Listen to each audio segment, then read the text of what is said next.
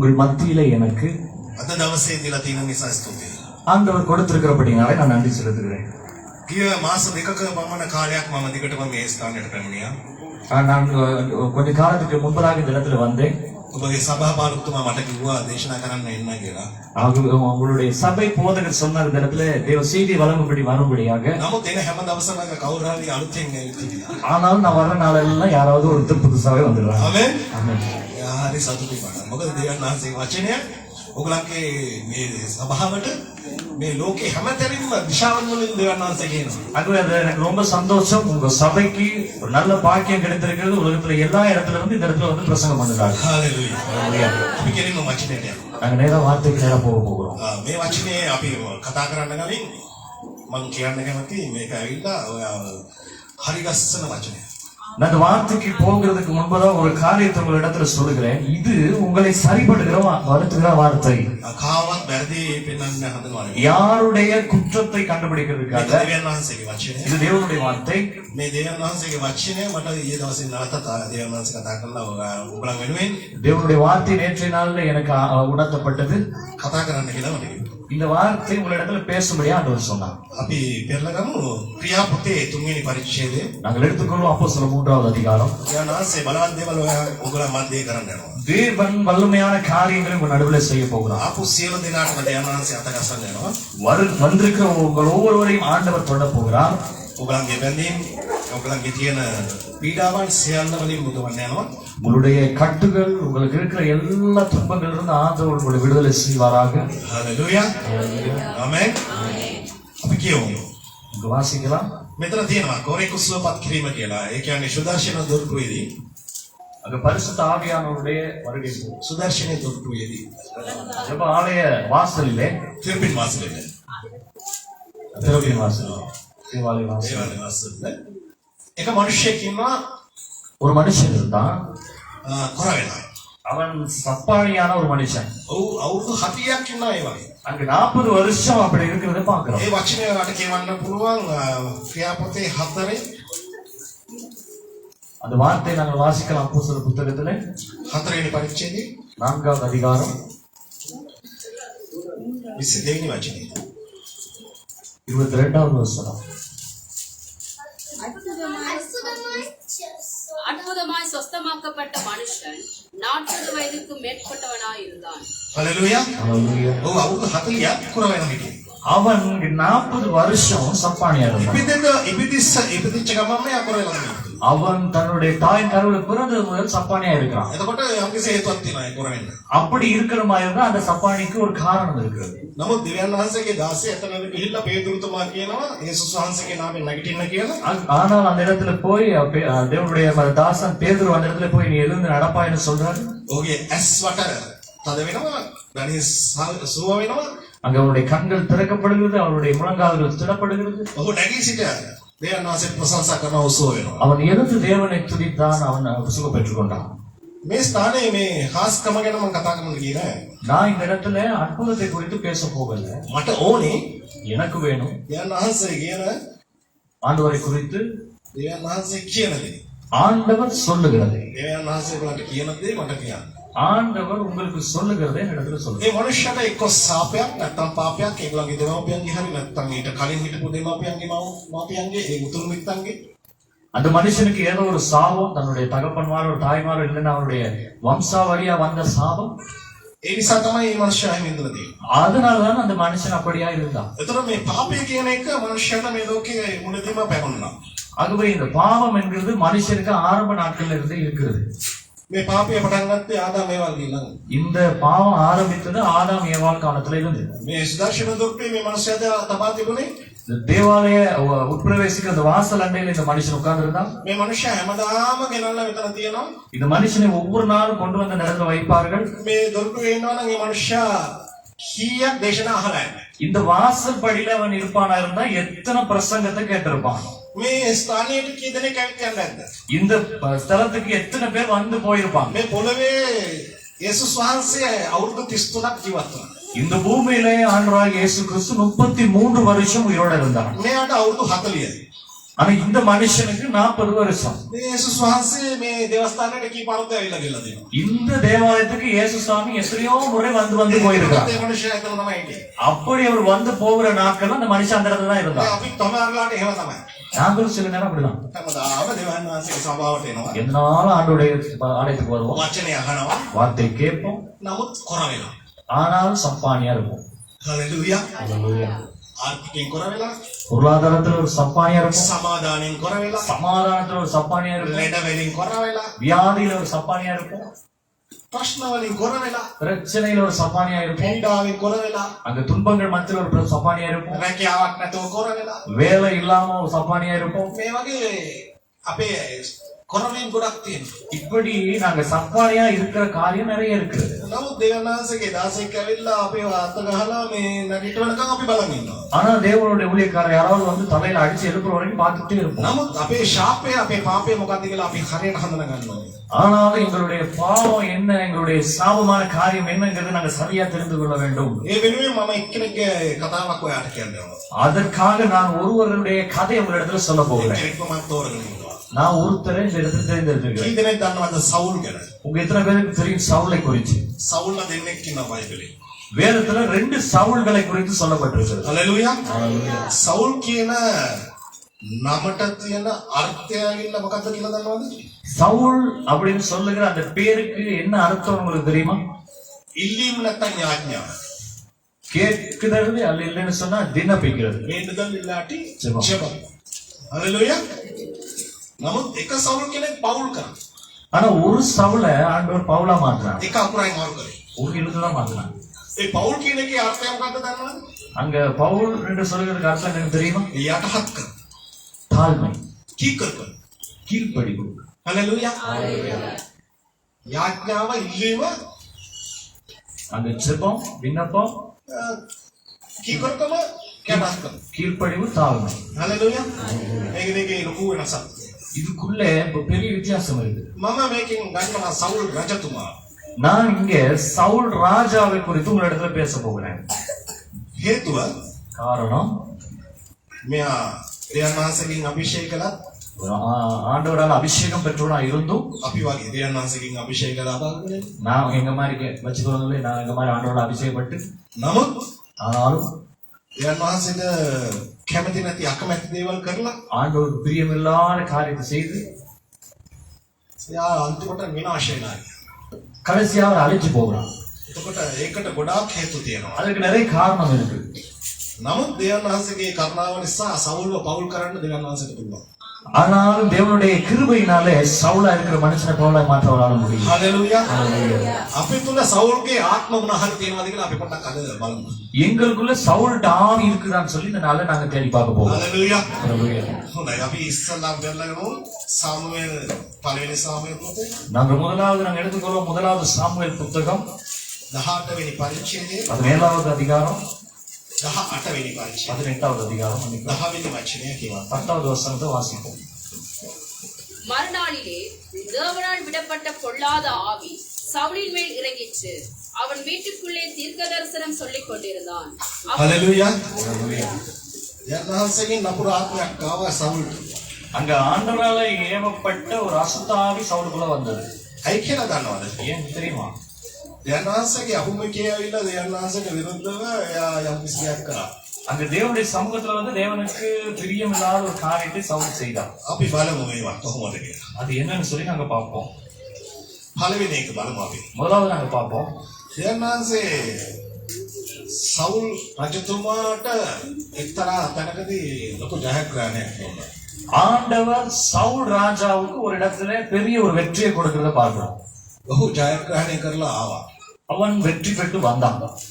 ඇවිල්ලා ඔහු දෙවියන් වහන්සේට පූජාසනයක් හදලා வந்தவன் தேவனுக்கு ஒரு பலிபீடத்தை கட்டி ඔහු එක සතෙක් ඒ ස්ථානයේ විලිදුණා. அங்கே அவர் ஒரு மிருகத்தை தகன பலியாக கொடுத்தான். නමුත් දෙවියන් වහන්සේගේ දේවදාසයා ඒ කියන්නේ සමූවෙල්ට කියලා තිබුණා. ஆனாலும் தேவனுடைய மனுஷனா இருந்த சாமுவேல் சொல்லியிருந்தார், සමූවෙල් කියන්නේ දෙවියන් වහන්සේගේ වචනේ මිනිස්සෙක්. சாமுவேல் என்று சொல்லுகிறது தேவனுடைய வார்த்தை என்று சொல்லப்படுது ஒரு மனுஷன். සවුල්ට කියා තිබුණා මම එනකන් ඒ පූජාසනය ගොඩනගා ගන්න එපා මම ඇවිල්ලා ඒ දෙවියන් වහන්සේට පූජා කරන්න කියලා. ஆகவே அங்க சாமுவேல் சவுலுக்கு சொல்லியிருந்தார், நான் வரும் வரைக்கும் நீ அந்த பலிபீடத்துல ஏறக்கூடாது, அந்த பலியை செலுத்தக்கூடாதுன்னு சொல்லியிருந்தார். නමුත් ஆனாலும் ඒ සෙනඟ විකීමට බය වෙලා ඒ මනුෂ්‍ය මොනවද කරේ? ஜனங்களுடைய வார்த்தைக்கு பயந்து சவுல் என்ன செய்தாரு? ඒ පූජාසනය ගොඩනගලා ඒ පූජාව කරා. அங்க அந்த பலிபீடத்துல ஏறி அந்த பலியை செலுத்தினான். අපි කියමු පළවෙනි සමුவேල් 8:12-14. நாங்கள் வாசிக்கலாம் 1 சாமுவேல் 7 පරිච්ඡේදයේ 8வது அதிகாரத்துல 13 වචනය 12வது 13வது வசனங்களை வாசிப்போம். 1000 பேருக்கும் 50 பேருக்கும் தலைவராகவும் தன் நிலத்தை உழுகிறவர்களாகவும் தன் விளைச்சலை அறுக்கிறவர்களாகவும் නෑ නෑ එක සාමුவேල් 1 சாமுவேல் 8:12. 1 சாமுவேல் 8:12. 1000 பேருக்கு 50 பேருக்கும் தலைவராகவும் தன் நிலத்தை உழுகிறவர்களாகவும் தன் விளைச்சலை அறுக்கிறவர்களாகவும் தன் யுத்தத்தின் ஆயுதங்களை தன் ரதங்களின் பனிமுட்டுகளையும் பண்ணுகிறவர்களாகவும் அவர்களை வைத்துக் கொள்வான். உங்கள் குமாரத்திகளை பரிமள தைலம் செய்கிறவர்களாகவும் சமையல் பண்ணுகிறவர்களாகவும் அப்பம் சுடுகிறவர்களாகவும் வைத்துக் கொள்வான். හලෙලුයා. මෙතන කියනවා දෙවියන් වහන්සේගේ වචනය. இந்த இடத்துல ஆண்டவருடைய வார்த்தை சொல்றது, මොකද සාමුවෙල්ව එපා කරලා තමයි සවුල්ව තෝරගත්තේ රජෙක් හැටියට ඒ ජනතාව. அங்க சாமுவேலுடைய வார்த்தைகளை நிராகரித்து தான் அந்த சவுல் என்கிற ராஜாவை ஜனங்கள் தங்களுக்காக ஏற்படுத்தி கொண்டார்கள். දෙවියන් වහන්සේගේ කැමැත්තට විරුද්ධව කරපු නිසා தேவனுடைய வார்த்தைக்கு விரோதமா செய்ததுனால දෙවියන් වහන්සේ කිව්වා සාමුවෙල්ට ஆண்டவர் சொன்னார் சாமுவேலுக்கு, දුක් වෙන්න එපා. நீ கவலைப்படாத, මේ මිනිස්සු ඔයාව නෙමේ අකමැති වුණේ. இந்த மனுஷர்கள் உன்னை அல்ல வெறுத்தது, මාවයි අකමැති වුණේ. என்னை தான் வெறுத்திருக்காங்க. ඒ නිසා මොන් කියන විදිහට රජෙක් දුන්නාම ஆகவே அவர்கள் விரும்புறபடி நான் ஒரு ராஜாவை கொடுத்தான். මේ රජතුමාගේ හැසිරීම මෙහෙම තමයි. இந்த ராஜாவுடைய கிரியை இப்படிதான் இருக்கும். ඒ කියන්නේ දරුවන්ව එයාගේ සේවයට ගන්නවා. அதாவது பிள்ளைகளை அவனுடைய வேலைக்கு எடுத்துக்கொள்வான், ඔහුගේ අවශ්‍යතාවයට සපුර ගන්න වෙනස්සම යොදව ගන්නවා. அவனுடைய தேவைகளை நிறைவேற்றுவதற்கு ஜனங்களை சேர்த்துக் கொள்வான், ඔහු වෙනුවෙන් වැඩ කරන්න ජනතාවක් ඔහු සෙනඟක් ඔහු ඇති කරගන්නවා. அவனுக்காக வேலை செய்கிறதற்கு அவன் ஜனங்களை ஏற்படுத்துவான்னு சொல்லி சொல்றான். රජෙක් වුණාම එහෙම තමයි කරගන්නේ. ராஜாவா இருந்தா அப்படிதான் செய்வான். නමුත් දෙවියන් වහන්සේගේ බලාපොරොත්තු උනේ දෙවියන් වහන්සේ වෙත ඒ වගේ ඉන්න කැමති මිනිස්සු ඉන්නවද කියලා බලන්න තමයි. ஆகவே தேவனும் விருப்பப்பட்டார், தேவனை விரும்புகிற ஜனம் அதுக்குள்ள இருக்கிறதான்னு பார்க்கறதுக்கு ஆண்டவர் ஆசைப்பட்டார். නමුත් රජතුමා Tamanට කියලා තමයි මේ මිනිස්සු සෙනගේ ඒ වගේ හදන්නේ. ஆனா ராஜா தனக்காக தான் ஜனங்களை அப்படியாக திருப்பிக் கொண்டார். එතකොට දෙවියන් වහන්සේ වෙතින් මිනිස්සුන්ව තමන්ගේ පැත්තට හරවගත්ත එක පණිනවා. அங்கே ஜனங்களை தேவனோட இருந்த ஜனங்களை தன் பக்கத்துக்கு இழுத்து கொண்டது, சேர்த்து கொண்டது முதலாவது பாவம். දෙවියන්වහන්සේගේ අභිමුඛයෙන් தேவனுடைய சமூகத்துல දෙවියන් වහන්සේට নমස්කාර කරන්න ඕනේ මිනිස්සු. ஆண்டவரை ஆராதிக்க வேண்டிய ஜனங்கள், දෙවියන් වහන්සේට සේවය කරන්න ඕනේ මිනිස්සු. தேவனுடைய ஊழியத்தை செய்ய வேண்டியவர்கள், රජතුමා වෙනුවෙන් සේවය කරන්න ராஜாவுக்கு வேலை செய்கிறதுக்கு මේ රජතුමා මේ මිනිස්සුන්ව පාවිච්චි කරනවා. அந்த ராஜா ஜனங்களை பாவித்தான். දැනුත් එහෙම තමයි. දැනුත් එහෙම තමයි. இப்பயும் அப்படிதான் நடக்குது. හලෙලුයා. සමහර මිනිස්සු දෙවියන් වහන්සේගේ මනුෂ්‍යයන්ව එයා ඒගොල්ලන්ට ඕන විදිහට ගමන් කරවන්න හිතනවා. சில மனுஷர்கள் ஜனங்களை தங்களுக்கு வேண்டிய விதத்துல வழிநடத்துறதுக்கு அவங்க யோசிக்கிறாங்க. දෙවියන් වහන්සේ තුළ දෙවියන් වහන්සේට අභිමුඛයෙන් ගෙනියන්න දෙමි කරන්නේ. தேவனுக்குள்ள, தேவனுடைய சமூகத்துக்குள்ளாக அல்ல அவங்க செய்யறது கொண்டு போறது. ඒක දෙවියන් වහන්සේට අකමැති. அது தேவனுக்கு பிரியமில்லாத காரியம். එතකොට අපිටත් එහෙම සමහර වෙලාවට ඒ ගතිගුණ තියෙන්න පුළුවන්. சில நேரம் எங்களுக்கும் அப்படிப்பட்ட பழக்கம் இருக்கலாம். ඒකකින් අපි ගැලවෙන්න ඕනේ. அதுல இருந்து நாங்க விடுதலை ஆகும். මොකද ඒක ලපුරු ආත්මයක්. ஏன்னு சொன்னா அது ஒரு பொல்லாத ஆவி. අපි දන්නවා සවුල්ට ලපුරු ආත්මයක් ආවා කියලා. எல்லாருக்கும் தெரியும் சவுலுக்கு ஒரு பொல்லாத ஆவி வந்து ඒ ආවලින් එකක් තමයි ඒක. அந்த பொல்லாத ஆவியில ஒண்ணுதான் அது. අපි තව වචනයක් කියවලා බලමු සවුල් කොහොමද එයාගේ හැසිරීම කියලා. இன்னொரு வார்த்தை நாங்க வாசித்து பார்க்கலாம், சவுலுடைய கிரியை எப்படி இருந்ததுன்னு சொல்லி. එක සාමුවෙල් முதலாவது சாமுவேல் புத்தகம் 15 වෙනි පරිච්ඡේදයේ 18-19. 15வது அதிகாரத்துல 18-19. இப்போதும் கர்த்தர் நீ போய் அமலேக்கியராகிய அந்த பாவிகளை சங்கரித்து அவர்களை நிர்மூலமாக்கி தீருமற்றும் அவர்களோடு யுத்தம் பண்ணு என்று சொல்லி உம்மை அந்த வழியாய் அனுப்பினார். இப்படி இருக்க நீர் கர்த்தருடைய சொல்லை கேளாமல் கொள்ளையின் மேல் பழந்து கர்த்தருடைய பார்வைக்கு பொல்லானதை செய்தது என்ன என்றான். හලෙලුයා. මේ ස්ථානයේදී බලන්න පුළුවන් දෙවියන් වහන්සේගේ කීමට අකුකුරු වෙලා. ඒ කියන්නේ එයා දෙවියන් වහන්සේගේ වචනයට කර කරන්නේ නැතුව අකුකුරු වෙලා යන්නේ. அப்போ இந்த வார்த்தையை நாங்க வாசிக்கும் பொழுது எங்களுக்கு விளங்குகிறது தேவனுடைய வார்த்தையை மதிக்காம அவருடைய வார்த்தையை மீறி நடந்த ஒரு காரியத்தை சம்பவத்தை இந்த இடத்துல பார்க்கிறோம். දෙවියන් වහන්සේට අකුකුරු වෙන මනුෂ්‍යයට දෙවියන් වහන්සේ විරුද්ධයි. தேவனுக்கு கீழ்ப்படியாத மனுஷனுக்கு ஆண்டவர் விரோதமாய் இருப்பான். උන්ට සවුල් ඒ වගේ අකුකුරු වුණා.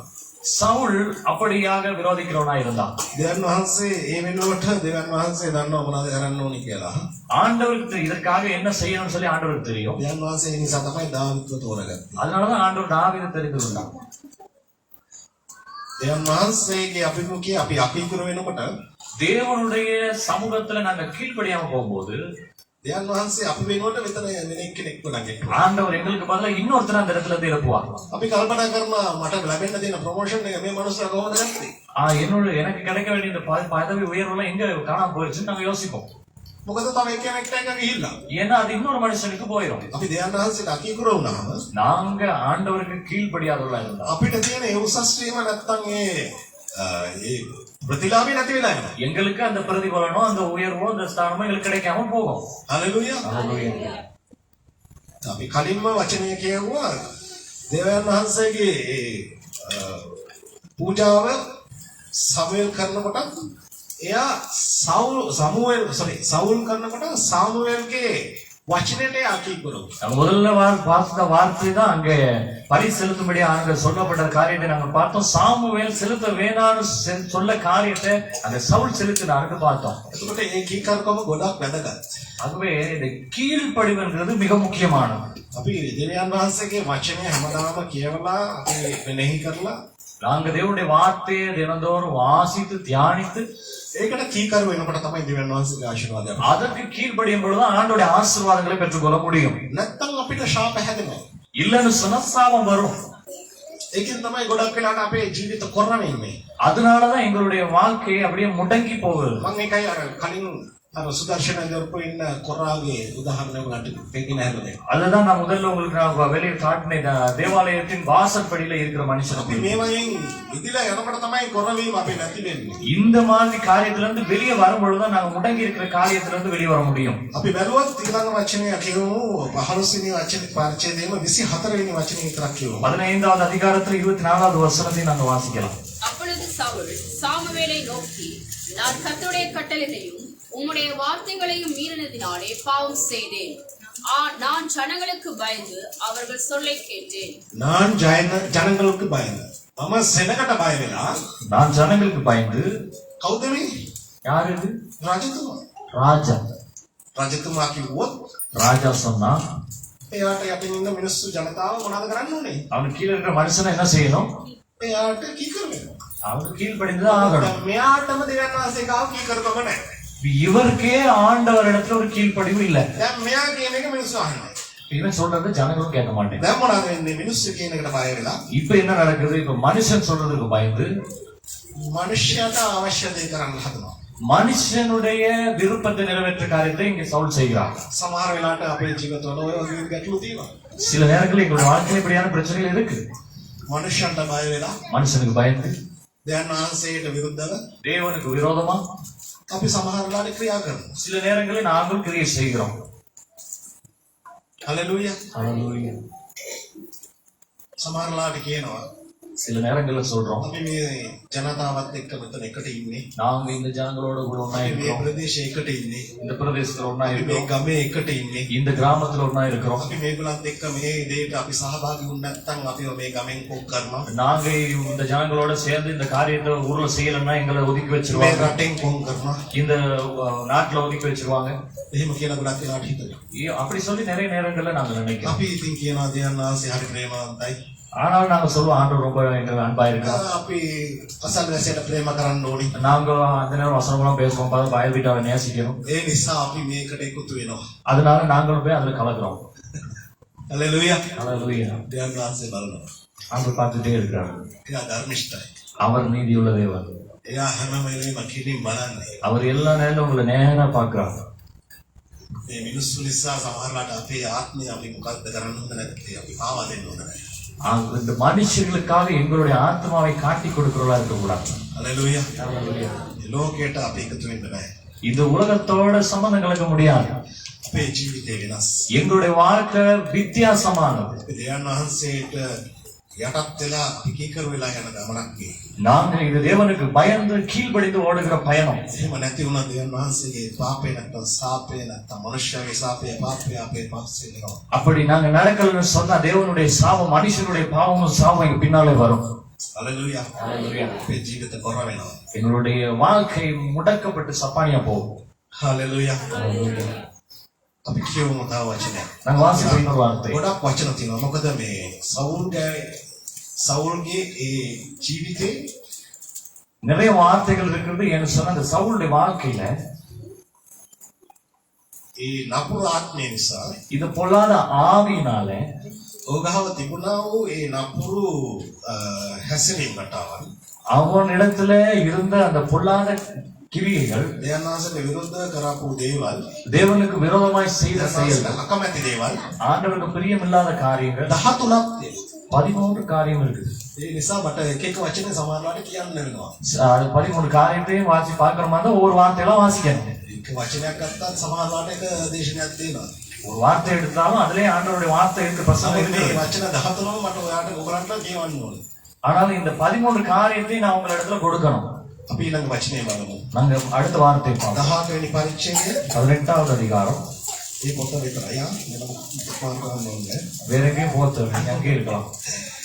18 වෙනි පරිච්ඡේදයේ 6 වෙනි වචනේ ඉඳන් 9 වෙනි වචනේ දක්වා කියනවා. 18வது அதிகாரத்துல 6, 7, 8 வசனங்கள் வாசிப்போம். தாவீது பெலிஸ்தியரை கொன்று திரும்பி வந்த பின்பு ஜனங்களை திரும்பி வரும்போது ஸ்திரீகள் இஸ்ரவேலின் சகல பட்டணங்களிலும் இருந்து ஆடல் பாடலுடன் புறப்பட்டு மேளங்களோடும் கீத வாத்தியங்களோடும் சந்தோஷமாய் ராஜாவாகிய சவுலுக்கு எதிர்கொண்டு வந்தார்கள்.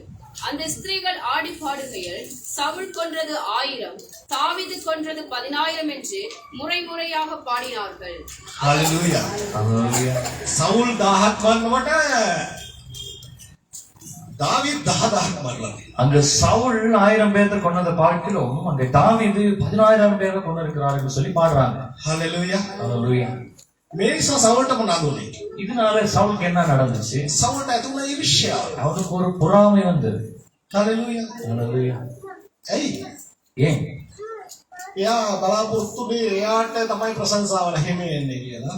அவன் பார்த்துட்டு இருந்தா எல்லா புகழும் எனக்கு தான் அப்படின்னு சொல்லி. නමුත් ஆனாலும் දාවීද් තමයි ඒගොල්ලන් දුන්නේ. அந்த புகழ் எல்லாம் தாவீதுக்கு தான் போனுச்சு. අපේ මිනිස්සුත් එහෙම තමයි කාට හරි ප්‍රශංසා කරනවා නම් එයාට කැමති නැහැ. எங்க நாங்களும் அப்படிதான். நாங்க மத்தவங்களை யாராவது கொஞ்சம் புகழ்ந்து பேசிட்டே எங்களுக்கு මේ பிடிக்காது. තරුණ ළමයි ඉන්නවා ගොඩක් වෙලාවට. இந்த வாலிப பிள்ளைங்க நிறைய பேர் இருக்காங்க. මම විතරයි ලස්සන. நான் மட்டும் தான் அழகா இருக்கேன். මගේ කොණ්ඩේ දිග නැහැ මගේ කොණ්ඩේ තමයි දිග. அந்த பாரு அதோட முடி கட்டையா இருக்கு, என் முடி தான் நீட்டமா இருக்கு. ආ? ඊර්ෂ්‍යා හිතනවා. பொறாமை வருது. ඊර්ෂ්‍යා. பொறாமை. උදාහරණයකට කිව්වේ. ஒரு உதாரணத்துக்கு சொன்னேன். අපි තුල ඊර්ෂ්‍යාව තියෙනවා. எங்களுக்குள்ள பொறாமை இருக்குமா இருந்தா ඒක දෙවියන් වහන්සේට විරුද්ධයි. அது தேவனுக்கு விரோதமான பாவம். ඒ කියන්නේ තව එක්කෙනෙක් ඉදිරියට යනවා නම් අපි කැමති නැහැ. இன்னொருத்தர் முன்னேறி செல்கிறது எங்களுக்கு பிடிக்காது. නමුත් යාඥා කරනවා අපි කොහොමද? ஆனால் நாங்க எப்படி ஜெபணும்? මේ හැමෝම ආශිර්වාද ලබන්න ඕනේ. எல்லாம் ஆஸ்வதிக்கப்படணும், හැමෝම හොඳින් ඉන්න ඕනේ. எல்லாம் நல்லா இருக்கணும். නමුත් අනුගත මනස පොඩ්ඩක් හොඳින් ඉන්නවා නම් කැමති. ஆனா பக்கத்து வீட்டுக்காரங்க கொஞ்சம் நல்லா வசதியா இருந்தா பிடிக்காது. ඊර්ෂ්‍යාව කියන එක අපතුල දේවල් කියලා අපි බලන්න. பொறாமைங்கிறது எங்களுக்குள்ள இருக்குதான்னு நாங்க இதுல பாக்குறோம். මම කිව්වා දැන් දේවල් 4. நான் இப்ப 4 காரியங்களை ஒரு இடத்துல சொன்னேன். සෙනගට බය වෙනවා. அங்க ஜனங்களுக்கு பயப்படுறாங்க, අකීකරු. கீழ்ப்படியாம போறாங்க, එතකොට දෙවියන්වහන්සේට විරුද්ධයි. ஆண்டவருக்கு விரோதமா நிக்கிறாங்க. ඒ වගේම ඊර්ෂ්‍යා. அதை போல பொறாமை. අපි තව වචනයක් බලමු.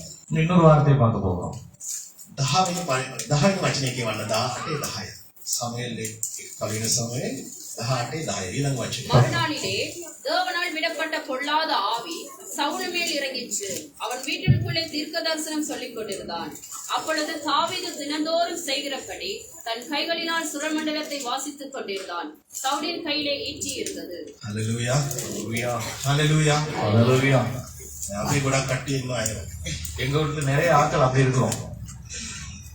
ධර්මවත් වීලාවෙන් කතා කරනවා. அங்க அந்நிய பாஷை பேசுறோம். හලෙලූයා. ஹalleluya.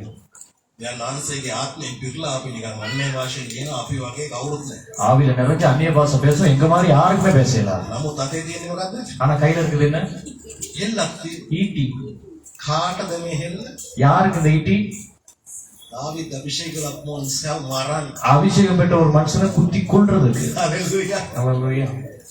ගොඩක් වෙලාවට එහෙම රංගපාන. சில நேரம் அப்படி நாங்களும் நடிப்போம். හලෙලූයා. ஹalleluya. සවුල් ඒ වගේ රංගපෑවා. சவுல் அந்த மாதிரி நடிச்ச ஒரு மனுஷன். සවුල්ට ඇත්තටම දෙවියන් වහන්සේගේ ආත්මයෙන් පිරලා නෙමෙයි ධර්ම වීලාවෙන් කතා. உண்மையிலேயே சவுல் ஆவில நிறைஞ்ச அந்நிய பாஷை பேசல. ඔහු රංගපෑවා. அவன் நடிப்பு. අද ගොඩක් කට්ටිය රංගපාන. இன்னைக்கு நிறைய பேர் நடிக்கிறோம். හලෙලූයා. ஹalleluya. මේක දෙවියන් වහන්සේට විරුද්ධ. அது தேவனுக்கு விரோதமான பாவம். දෙවියන් වහන්සේට වෙන්නන්නේ එක මූණක්. அதான் மத்தவங்களுக்கு දෙවියන් වහන්සේට වෙන්නන්නේ එක මූණක්. நாங்க ஆண்டவருக்கு காட்டுறது ஒரு முகத்தை, මනුෂ්‍යයට වෙන්නන්නේ තව මූණක්. மனுஷனுக்கு இன்னொரு முகத்தை காட்டுவோம். ළඟින් එක්කනට තව මූණක්. பக்கத்துல இருக்கிறவங்க ஒரு முகத்தை காட்டுவோம். අසල් වැච්චේට තව මූණක්. பக்கத்து வீட்டுக்காரனுக்கு இன்னொரு முகத்தை காட்டுவோம். වැඩ කරන තැන තව මූණක්. வேலை செய்யற இடத்துல வேற முகத்தை காட்டுவோம். බිරිඳට එක මූණක්. மனைவிக்கு ஒரு மூஞ்சை காட்டுவோம். එළියෙන් කාන්තාවට තව මූණක්. வெளியில இருக்கிற பெண்களுக்கு இன்னொரு முகத்தை காட்டுவோம்.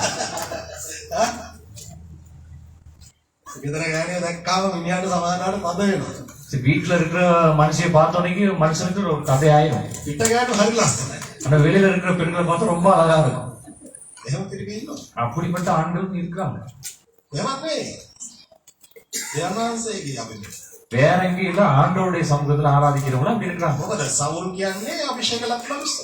ஏன்னா சவுலுங்கிற சொல்ற மனுஷன் அபிஷேகம் பெற்ற மனுஷன். දාවිත් කියන්නේ අභිෂේක ලක් මනුස්සය. தாவீதுன்னு சொல்ற மனுஷனும் அபிஷேகம் பெற்ற மனுஷன். හලෙලූයා. ஹalleluya. මොනතරම් සභාවේ වයි කට්ටිය ඉන්නවා. சபையில வேணுங்கிறவங்களும் அந்த மாதிரி ஆட்கள் இருக்காங்க. රංගපාන්න එපා. நடிக்க வேண்டாம். ඇත්ත ඇත්ත වගේ කියන්නේ. உண்மையா சொல்லுங்க. උන් කියන්නේ යන්න එපා. பொய் சொல்ல வேண்டாம். ඒකෙන් මොකුත් වෙන්නේ නැහැ ඔයගලන්ට. அதனால உங்களுக்கு எந்த பிரயோசனம் கிடையாது. ඒකෙන් ඔයගලන්ගේ පරම්පරාවට ශාප වෙනවා. நீங்க சொல்ற பொய்னால உங்க பரம்பரைக்கே சாபம் வரப்போகுது. මේ ඉහත කියපු දේවල් වලින් පරම්පරාවේ ශාප වෙනවා. மேல சொன்னத காரியங்கள்னால உங்களுக்கு சாபம் வரும். ඒ නිසා තමයි අර සුදර්ශනේ දොරටුවේ හිටපු මිනිස්සයා කොර වෙලා හිටියේ. அதனாலதான் அங்க தேவாலய வாசல் படியில உட்கார்ந்த மனுஷன் சப்பானியாவே இருந்தான். මේ වගේ දේවල් තිබ්බහම අපේ ජීවිත කොර වෙනවා. இப்படிப்பட்ட காரியங்கள் இருக்கும்போது எங்களுடைய வாழ்க்கை முடக்கப்பட்டு இருக்கும். අපේ ආශිර්වාදය කොර වෙනවා. எங்களுடைய ஆசீர்வாதம் முடக்கப்படும். අපේ අනාගතේ කොර වෙනවා. எங்களுடைய எதிர்காலம் முடக்கப்பட்டிருக்கும். අපි යන්න තියෙන ඉලක්කයට යන්න බැරි වෙනවා. நாங்க போக வேண்டிய இலக்கை நோக்கி போக முடியாது. මේවයි අපි පසුතැවෙනවා. இதுல இருந்து நாங்க மனதிருக்கிறோம். හලෙලූයා. ஹalleluya. අපි තව වචනයක් කියමු. நான் இன்னொரு வசனத்தை வாசிப்போம். ඒ 18 වෙනි පරිච්ඡේදය. அந்த 18வது அதிகாரத்திலே 17 වෙනි වචනය කියමු. 17வது வசனத்தை வாசிப்போம். என் கையல்ல பெலிஸ்தரின் கையே அவன் மேல் விழுமட்டும் என்று சவுல் நினைத்துக் கொண்டு சவுல் தாவீதை நோக்கி, இதோ என் மூத்த குமாரனாகிய மேராவை உனக்கு மனைவியாக கொடுப்பேன், நீ எனக்கு நல்ல சேவகனாய் மாத்திரம் இருந்து கர்த்தருடைய யுத்தங்களை நடத்து என்றான். හලෙලූයා. ஹalleluya. සවුල් එතන හරි කපටි. இங்க சவுல் ரொம்ப வஞ்சகமா ஒரு காரியத்தை செய்யறான். හලෙලූයා. ஹalleluya.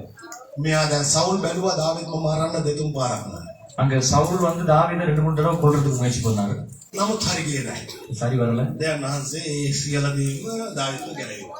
ஆனா அந்த காரியங்கள்ல இருந்தெல்லாம் ஆண்டவர் விலக்கி காத்து கொண்டார் தாவீதை. දැන් සවුල් එක්තරා විදිහකට කපටිකමක් කරනවා. இப்போ ஒரு வஞ்சகமா ஒரு தந்திரமா ஒரு காரியத்தை செய்யறாரு சவுல். තමන් කරොත් ඒක වැරදි. තමන් කරොත් වැරදි. நான் செய்தா அது பாவம். ඒ නිසා அதனால මම යවනවා මෙයාව நான் அனுப்புறேன் இவரை எனக்காக යුද්ධයට යවනවා යුද්ධයට. யுத்தத்துக்கு. යුද්ධෙදී මෙයා ගිහින් පිලිස්තර වලින් අතින් මැරේ. யுத்தத்துக்கு போய் அவன் பெலிஸ்தர் கையில மாறி செத்து போவான். නමුත් කියන්නේ කොහොමද? நான் சொல்லுவோம் என்னன்னு சொல்லி, ඔයා යුද්ධ කරලා දිනලා ආවොත් நீ யுத்தம் பண்ணி வென்று வந்தா මගේ දෝව මන් දෙනවා බන්න. நீ என்னுடைய மகளை உனக்கு நான் கட்டி கொடுப்பேன். අපේ භාගයක් දෙනවා. என்னுடைய சொத்துல அரைவாசி கொடுக்குறேன் உனக்கு. කපටික. தந்திரம். තමන් කරන්න ඕනේ දේ අනුන් ලවා කරවලා தான் செய்யாத இன்னொரு முறையில செய்ய வைத்து නමුත් කරන්නේ පාපය. ஆனா செய்யறது பாவம். පාපය කරන්නේ Taman නෙවෙයි. பாவத்தை செய்யறது தான் அல்ல, නමුත් තව එක්කෙනෙක්ට ඒ පාපය තුළට රිංගවනවා. இன்னொருத்தர் அந்த பாவத்துக்கு உள்ளே நுழைப்பமா இருந்தா. පිලිස්තියාගේ හස්තය මේ දාවිත් මතට වැටිච්ච. பெலிஸ்தருடைய ஆயுதங்கள் தாவீதுக்கு முன்பதான் விழுந்து போனது. එතකොට දාවිත් එතනින් යුද්ධෙට ගිහලා මැරේ. அப்படி சூழ்நிலையில தாவீது அங்க யுத்தத்துக்கு போய் செத்து போவான். ඇයි මෙච්චර වෛරය? ஏன் இவ்வளவு வைராக்கியம்? හලෙලූයා. அல்லேலூயா. කොහොම මිනිස්සු ඒ වගේ ඉන්නවා. ரொம்ப ஜனங்கள் அப்படிதான் இருக்காங்க. තමන් කරන්න ඕනේ තව එක්කෙනෙක්ට කියලා තමයි කරන්න හදන්නේ. தான் செய்ய வேண்டிய காரியத்தை இன்னொருத்தர் மூலமா அதை நடத்துகிறது. දෙයන්නාසේගේ සේවය වුණත් එහෙම තමයි. தேவனுடைய ஊழியமா இருந்தாலும் அப்படிதான். තමන් බහැලා කරන්නේ நான் தான் இறங்கி செய்யறது இல்லை, තව එක්කෙනෙක් ලව්ව කරනවා. இன்னொருத்தரை வச்சு செய்ய வைக்கிறது. හලෙලූයා. அல்லேலூயா. පාපයත් ඒ වගේ තමයි කරන්නේ. பாவத்தையும் அப்படிதான் செய்யறோம். හලෙලූයා. அல்லேலூயா. තමන් පාපිෂ්ටයි. தான் பாவியா இருக்கிறோம், අනිත් එක්කෙනා කොහොම හරි ඒක පාපයට අතුරු කරගන්නවා. எப்படியாவது அவனை நம்ம பாவத்துக்குள்ள இழுத்துறது. ඒක තමයි කපටිකම රැවටිලකම. அதுதான் தந்திரமான வஞ்சகமான ஏமாத்துற காரியம். හලෙලූයා. அல்லேலூயா. සවුල් පවුල් මොනවද වෙලා තින්නේ? යා පාපයට වැටලා ඉවරයි. இங்க சவுல் என்ன ஆயிருக்காரு? பாவத்துல விழுந்துட்டாரு. දැන් දාවිත් කරන්න තව එක්කෙනෙක්ව ඒකට යොමු කරනවා. அங்க தாவீதை கொல்றதுக்கு இன்னொரு விதத்துல இன்னொரு மனுஷனை ஆயத்தப்படுத்துறாங்க. එතකොට අපේ දෙයක් අපේ පාපය අපි තව එක්කෙනෙක්ගේ පිටින් නාලා යන්න හදනවා. இப்ப எங்களுடைய பாவத்தை இன்னொருத்தருடைய முதுகுல மறைச்சிட்டு போக பாக்குறோம். හලෙලූයා. அல்லேலூயா. ගොඩක් වෙලාවට කියනවා நிறைய நேரங்கள்ல நான் சொல்றோம், ඔව් ඉතින් නැගිටින්න මට වොලන්ටියර් කෙනෙක් ඉන්නවනේ. வாலண்டியர் ஒரு ஆள் இறங்க. ඔයාලට තව ටිකක් හොඳට බෑන්නේ. එන්න. එතනට එන්න. නැද ඉන්නද? යා මේ පරිදේට ඉඳන් එපා. தவற நினைச்சு கொள்ள வேணாம். අපි කරනවා පාපයක්. நாங்க ஒரு பாவத்தை செய்யறோம். දැන් කරනවා කවුරු එක්කෙනෙක් පාපයක්. දැන් මම කරනවා පාපයක්. இப்போ ஏதோ ஒரு பாவத்தை நான் செய்யற பாவம். දෙයයන් වහන්සේ ඉන්නවා. ஆண்டவர் இருக்கிறார். නමුත් කාගේ පිටින්ද යවන්නේ? இப்ப யாருக்கு பின்னால அனுப்புறோம்? යක්ෂයා මොනව රැවටුවානේ? பிசாசினை ஏமாத்திட்டு தானே. හරිද? கரெக்டா? රැවටුවේ යක්ෂයා. யார் ஏமாத்துறது? பிசாஸ். දැන් කොහොමද ඉන්නේ? දෙයයන් වහන්සේ අර ඉන්නවා. அங்க ஆண்டவர் அப்படி அங்க இருக்கிறார். යක්ෂයා තියාගන්නවා මෙහෙම. இங்க பிசாஸ் எப்படி வச்சுக்கிறோம் முன்னால, එයාගේ පිටිපස්සෙන් ඉඳගෙන அவருக்கு பின்னுக்கு நின்றுட்டு යක්ෂයා මාව රැවටුවා. பிசாசினை ஏமாத்திருச்சு. දැන් කාගේ ළමයාද? இப்ப யாருடைய பாவம்? කාගේ ළමයාද? யாருடைய பிள்ளை? දෙයයන් වහන්සේගේ ළමයා. தேவனுடைய பிள்ளை. ඒ දෙයයන් වහන්සේ දෙක පිටින් කතා කරන්නේ. ஏன் அந்த ஆண்டவரோடு கூட நேரா பேச முடியல? ඇයි හැම එකම වෙන කාගේ හරි පිටින් දාලා යන්නේ? ஏன் எல்லாத்தையும் யாரோ ஒருத்தருடைய முதுகு பக்கமே போட்டு அனுப்புறது? හලෙලූයා. அல்லேலூயா. යක්ෂයාගේ පිටින් දාලා. எல்லா காரியத்தையும் நிறைய நாங்க பிசாசுக்கு பின்ன போடுறோம். රැවටුවේ යක්ෂයා. ஏமாத்துறது பிசாசு. පව් කරේ මම. பாவம் செய்யறது நான், රැවටුවේ යක්ෂයා. ஏமாத்துறது பிசாசு. ඒ දවස්වල ඉඳන් ඕක තමයි කියන්නේ. அந்த நாள்ல இருந்து அப்படியே தான் சொல்லிட்டு இருக்கோம். ඒවලුත් ඒවනේ කිව්වේ. ஏவாள் அப்படியே சொன்னிச்சு. ඒවල ඒක තමයි කිව්වේ. ஏவாளும் அப்படியே தான் சொன்னிச்சு. යක්ෂයා රැවටුවා. பிசாசு என்னை ஏமாத்திருச்சு. මම ඒ කන්ද තමයි අර කෑවේ. நான் அதுல ஏமாத்துறதுனால தான் நான் அதை ඒකයි சாப்பிட்டேன். පාපයට වැටෙන්නේ. அதனால தான் பாவத்தில் விழுந்துட்டேன். හලෙලූයා. அல்லேலூயா.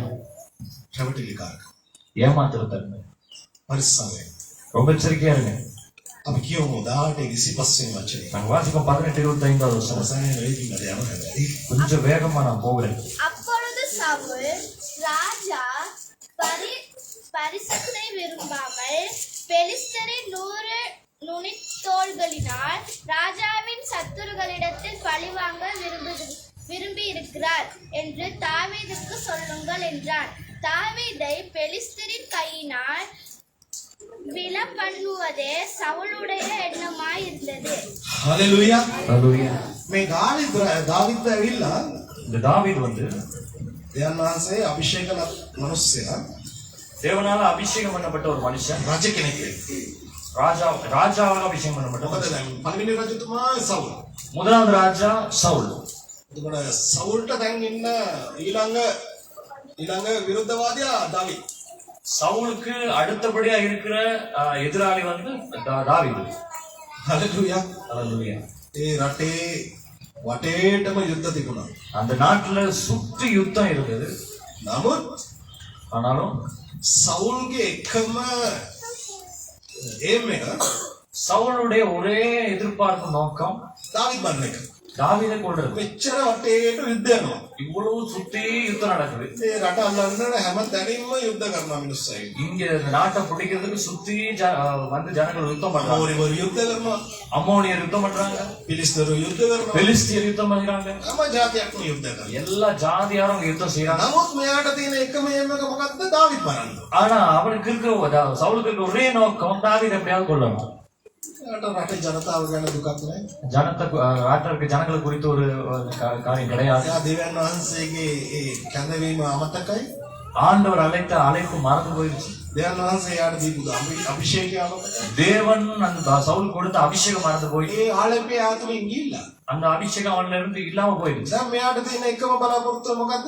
அவனுக்குள்ள இருக்கிற ஒரே எதிர்பார்ப்பு என்ன? මොනවා නැති වුණා.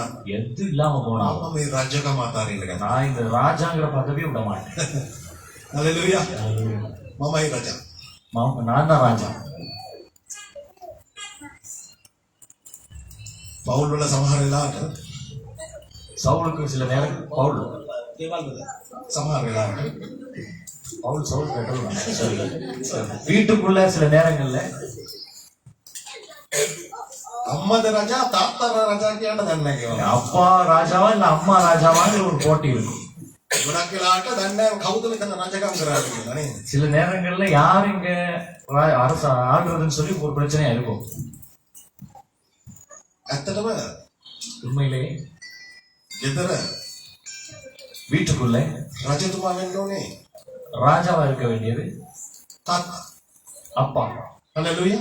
அல்லேலூயா. මොකද බයිබලයේ එහෙම තමයි තියෙන්නේ. ஏன்னா வேதம் அப்படிதான் சொல்லுது. එපිස පොතේ දෙවෙනි පරිච්ඡේදයේ එහෙම තමයි කියලා තියෙන්නේ. எபிரேயர் 3 அதிகாரத்தை எடுத்து வாசிப்பீங்களா இருந்தா அப்படிதான் சொல்லப்பட்டிருக்கு. ස්වාමි පුරුෂයා හිසව සිටිනවා. அங்கே புருஷனானவன் தலையா இருக்கிறான். හලෙලූයා. அல்லேலூயா. එතකොට ස්වාමීන් වහන්සේගේ හිස පුරුෂයා. ஆகவே தேவன் சொல்கிறது தலை மனைவியினுடைய தலை புருஷன். ආමෙන්. ஆமென். නමුත් සමහර ගෙවල් වල මේක අනිත් පැත්ත වෙනවා. ஆனா சில வீடுகள்ல இது மறுபக்கம் அப்படி திரும்பி இருக்கும். අම්මා තමයි සමහර ලාට ගෙදර රෝමෝ එක. சில நேரம் அந்த தலையா இருக்கிறது வந்து அந்த மனைவி தான் அம்மாவா தான் இருப்பாங்க. හලෙලූයා. அல்லேலூயா. අම්මා කියන දේ තමයි අන්තිම වචනේ. அம்மா சொல்றத கடைசி வசனம். තාත්තාගේ කීමට කිසිම කරුණක් නැහැ. அப்பா சொல்றதெல்லாம் அங்க எடுபடாது. හලෙලූයා. அல்லேலூயா. අම්මාගේ කීම අහන්න. அம்மா சொல்றதை கேட்கணும் தான். නමුත් ஆனாலும் තීරණය කරන්න ඕනේ කවුද? தீர்மானம் எடுக்க வேண்டியது யார்? තාත්තා. அப்பா. එතන ඉන්නවා තාත්තලා වුණ තරම්. இந்த இடத்துல அப்பா அம்மா இருக்கிறீங்க. ඔයගොල්ලන්ගේ තීරණය හරියට තියෙනවා. உங்களுடைய தீர்மானம் சரியா இருக்கணும். මොකද දෙවියන් වහන්සේගේ හිසව සිටින නිසා වෙලා. ஆண்டவருடைய சொல்லுகிற தலையா இருக்கிறபடினா நீங்க ඕගොල්ලන් තමයි දෙවියන් වහන්සේ තුල තීරණය ගන්න ඕනේ. நீங்க தான் ஆண்டவருக்குள்ள தீர்மானம் எடுக்கணும். ඕගොල්ලන් තමයි ඕගොල්ලන්ගේ පවුලට හිසව ඉඳලා ඕගොල්ලන්ගේ බිරිඳ ඒ වගේම දරුවන්ව දෙවියන් වහන්සේ තුල මඟ පෙන්වන්න ඕනේ. நீங்க உங்க குடும்பத்துக்கு தலையா இருந்து உங்களுடைய மனைவி பிள்ளைகளை ஆண்டவருக்குள்ள நடத்த வேண்டும். ඕගොල්ලන් තමයි දෙවියන් වහන්සේ තුල යාඥාව දෙවියන් වහන්සේ තුල කරන්න ඕනේ. ஆண்டவருக்குள்ள நீங்க தான் முதலாவது ஜெபிக்கிறவங்களா இருக்கணும். නමුත් ගෙදර ගොඩක් වෙලාවට කාන්තාවන් තමයි යාඥා කරන්නේ. சில நேரங்கள்ல ஆண்களை பார்க்கலாம் பெண்கள் தான் அதிகமா குடும்பத்துல ஜெபிக்கிறவங்களா இருப்பாங்க. තාත්තලට මොනවා හරි හේතුවක් තියෙනවා. அப்பா அம்மாருக்கும் நிறைய காரணம் இருக்கும். වෙලාව නැහැ. நேரம் இல்லை, වැඩට යන්න ඕනේ. வேலைக்கு போகணும், මහන්සි. கஷ்டம். ඔයා මං වෙනුවෙන් ඉඳලා යාඥා කරනවා. எனக்காக நீ போய் ஜெபிச்சுக்க. හලෙලූයා. அல்லேலூயா. අර මම පෙන්වන්නේ කලින් අර දරුවෙක් විතර ඉන්නදී තියලා. அவங்க என்ன வச்சு உங்களுக்கு செஞ்சு காட்டுறாங்க. அந்த மாதிரி செய்ய போக வேணாம். හිසව සිටිනවා නම් தலையா இருப்பீங்களா இருந்தா හිසව ඉන්න ඕනේ. தலையா இருக்கு. මල්ගේ වෙන්න යන්නේ. வாழா போவாதீங்க. මල්ගේ වුණොත් வாழா போனீங்கன்னா ඔයාට හිස වෙන්න කවදාවත් බෑ. உங்களால ஒரு நாள் தலையா மாறவே முடியாது. හලෙලූයා. දෙවියන් වහන්සේ කියනවා ஆண்டவர் சொல்றார், මම මල්ගේ නොවේ. நான் வாழ அல்ல, ආව හිස හැටියට කරනවා. நான் உன்னை தலையாய் மாற்றுவேன். මම පහත් කරන්නේ නැහැ. ඔය උසස් කරනවා. நான் உன்னை தாழ்மைப்படுத்துறதுல உன்னை உயர்த்துவேன். හලෙලූයා. ඔය උසස් වෙන්න ඕනේ නම්. நீ உயர்வனமா இருந்தா ඔයාගේ පවුල උසස් වෙන්න ඕනේ නම්. உங்களுடைய குடும்பம் உயர்வா ඔයාගේ இருந்தா, දරුවන් උසස් වෙන්න ඕනේ உங்க නම්. பிள்ளைகள் உயர்வா இருந்தா, ඔයාට දෙවියන් වහන්සේගේ ඒ හිස වෙලා ඉන්න ඕනේ නම්. நீங்க ஆண்டுடைய சமூகத்துல தலையா இருக்கணுமா இருந்தா අනිවාර්යෙන් දෙවියන් වහන්සේ උදෙසා நீங்க கட்டாயமாக ஆண்டவருக்காக දෙයයන් වහන්සේට ஆண்டவருடைய சமூகம் රාදාව මෙනෙහි කරන්න දෙයයන් වහන්සේ වචන. தேவனுடைய சமூகத்துல இரவு பகல தேவனுடைய வார்த்தை தியானிங்க. ඒ වගේම அதே போல උදෑසනින්ම அதிகாலையில දෙයයන් වහන්සේගේ මුහුණ සොයන්න. ஆண்டவருடைய முகத்தை தேடுங்க, යාඥා කරන්න. ஜெபிங்க. ඔයාගේ යාඥාව තමයි මේ පෞලේ ශක්තිය. உங்களுடைய ஜெபம் தான் உங்க குடும்பத்துக்கு பலன். ස්වාමි පුරුෂයාගේ යාඥාව තමයි බිරිඳගේ ශක්තිය. அங்க புருஷனுடைய ஜெபம் தான் குடும்பத்துக்கு பலனாயிருக்கு. ස්වාමි පුරුෂයාගේ යාඥාව තමයි දරුවන්ගේ අනාගතය. அங்க புருஷனுடைய ஜெபம், தகப்பனுடைய ஜெபம் தான் பிள்ளைகளுடைய எதிர்காலமா இருக்கு. හලෙලූයා. அல்லேலூயா. දෙමව්පියන්ට තමයි මේ බලය ලබා දීලා තියෙන දරුවන් වෙත ඕන දෙයක් කරන්න. பெற்றோர்களுக்கு தான் அந்த வல்லம் பலத்தை கொடுத்திருக்கிற ஆண்டவர் பிள்ளைகளுக்கு அந்த காரியங்களை செய்கிறது இருக்கு. හලෙලූයා. වල්ලම කෙනෙක් හරි. මම ඒකයි අදහස් කරන්න හදන්නේ. வல்லம். ළමයි වැරදි මාර්ගය යනවා නම් பிள்ளைகள் பிள்ளையான வழியில போவார்களா இருந்தா ඔළුවට අත තියලා தலையில கைய வச்சு බය නැතුව பயப்படாம යාඥා කරලා කියන්න. ஜெபித்து சொல்லுங்க. දෙයයන් වහන්සේට වාර කරලා ஆண்டவருடைய கரத்துல ஒப்பு கொடுத்து මොන් හරි මාර්ගයේ ගමන් කරන්න ඕනේ. அவர்கள் சரியான வழியில நடக்கணும். අනිවාර්යෙන් ඒගොල්ලන් හරි මාර්ගයේ.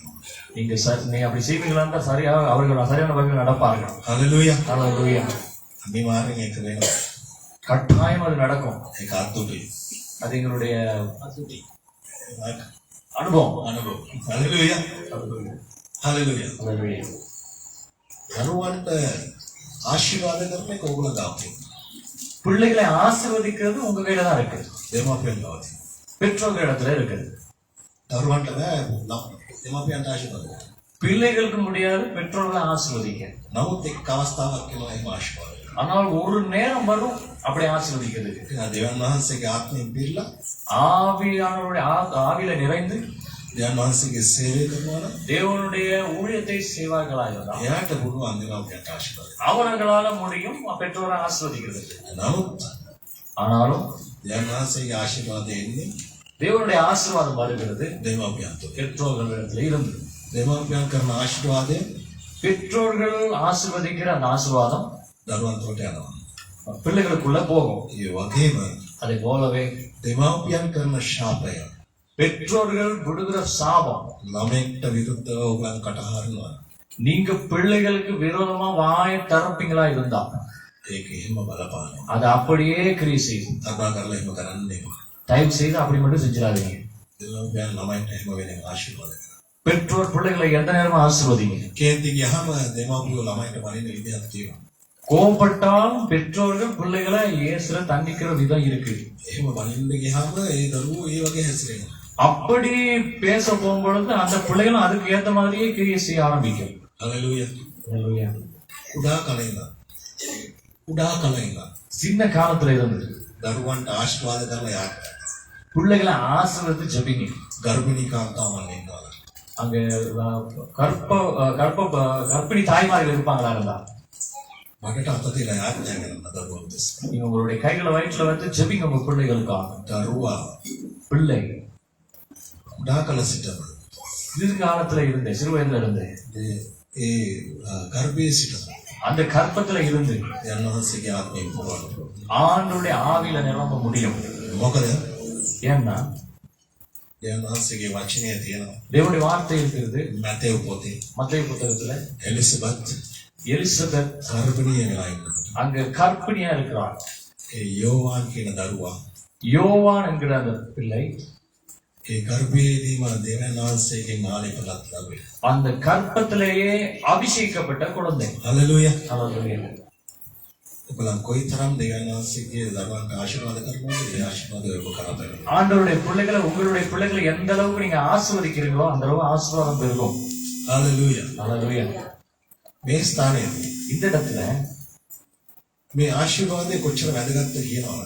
இந்த ஆசீர்வாதம் எவ்வளவு முக்கியமானதுன்னு சொன்னால் මේ සවුල් ඇවිල්ලා இந்த சவுல் வந்து දාවිද්ව මරණ තරමට தாவீதை கொலை செய்வதற்கு එයාගේ ආශිර්වාදය නැති කරේ.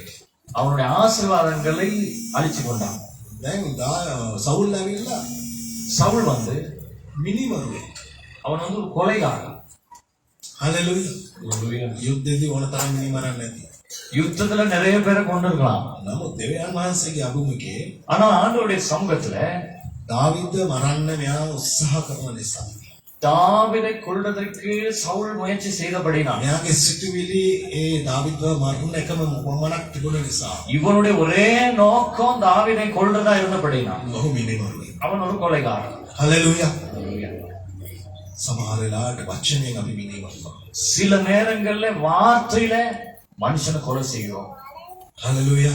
அல்லேலூயா. අපි මේ මාසෙන් සමහරවට ශාප කරනවා. சில மனுஷர்களை நாங்க வாயினாலே சபிக்கிறோம். ගොඩක් වෙලාවට දෙවියන් වහන්සේ ඒ ශාප ඉෂ්ට වෙනවා. சில நிறைய நேரங்கள்ல அப்படியான சாபங்கள் பலிக்கிறத பாக்குறோம். ඒ නිසා පරිස්සම් වෙන්න. ஆகவே ரொம்ப ஜாக்கிரதையா இருக்கு. මොකද ஏன்னு சொன்னா දෙවියන් වහන්සේ කියනවා தேவன் சொல்லுகிறார், ඔයා සමාදාන වෙන්න කියලා කාට හරි කිව්වොත් සමාදානය වේවා කියලා කාට හරි நீங்க சமாதானம் உண்டாவதுன்னு சொல்லி யாருக்காவது நீங்க சொல்வீங்களா? அப்படி ஆசீர்வதிக்கும் போது ඒ ආශිර්වාදය එයා පිළිගත්තේ නැත්නම් அந்த ஆசீர்வாதத்தை அவங்க ஏற்றுக்கொள்ளலன்னு சொன்னா ඒ ආශිර්වාදය නැවත ඔයාට එනවා. அந்த சமாதானத்தை நீங்க சொன்ன அந்த ஆசீர்வாதம் உங்களிடத்துல திரும்பி வரும். සාපයත් ඒ වගේ. அதே மாதிரி தானே சாபம். මොකක් කාට හරි සාපයක් நீங்க யாருக்காவது சாபத்தை விட்டீங்கன்னா ඒක පිළිගත්තේ නැත්නම් அவங்க அதை ஏற்றுக்கொள்ளலன்னு சொன்னா ඒ සාපය ඔයාට උඩට නැවත அது மாதிரி ரிட்டர்ன் உங்கள்ட்டே வந்துடும். හලෙලූයා. அல்லேலூயா. ආශිර්වාද. அதனால ஆசீர்வதிங்க. සාප කරන්නේ. சபிக்க வேணாம். හලෙලූයා. அல்லேலூயா. සවුල්ට තිබුණා ඒ වගේ ආ. சவுலுக்கு அப்படி ஒரு ஆவி இருந்தது. ඔහු පුළුවන් තරම් දාවිද්ව සාප කරා. முடிஞ்ச அளவு தாவீதை அவங்க சபித்தான். දාවිද්ව මරන්න හැදුවා. தாவீதை கொலை செய்ய பார்த்தான். දාවිද්ව විනාශ කරන්න හැදුවා. தாவீதை அழிச்சு போட பார்த்தான். නමුත් දෙවියන් වහන්සේ ஆனால் ஆண்டவர் අභිෂේකලත් මනුස්ස හැටියට දාවිද්ව அபிஷேகிக்கப்பட்ட மனுஷனா இருந்த தாவீதை දාවිද් දෙවියන් වහන්සේ ඉදිරියේ යහපත්ව ධර්මිෂ්ඨ හැසිරුණු නිසා அங்க தாவீது ஆண்டவருக்கு முன்பதாக நீதிமானா இருந்தபடினால ඔහුට කිසිවක් කරන්න බැහැ. சவுலால அங்க எதுவுமே செய்ய முடியாம போனது. ධර්මිෂ්ඨ මනුස්සයව நீதிமானா இருந்த மனுஷனை දෙවියන් වහන්සේ ආරක්ෂා කරනවා. ஆண்டவர் பாதுகாக்கிறார். නමුත් සවුල්ව දෙවියන් වහන්සේ ஆனாலும் சவுலை ஆண்டவர் කැමති වුණේ නැහැ ඔහු අකමැති සවුල්ට. ஆண்டவர் சவுல் மேல பிரியமே வைக்கல, அவர் வெறுத்து போட்டான். හලෙලූයා. அல்லேலூயா.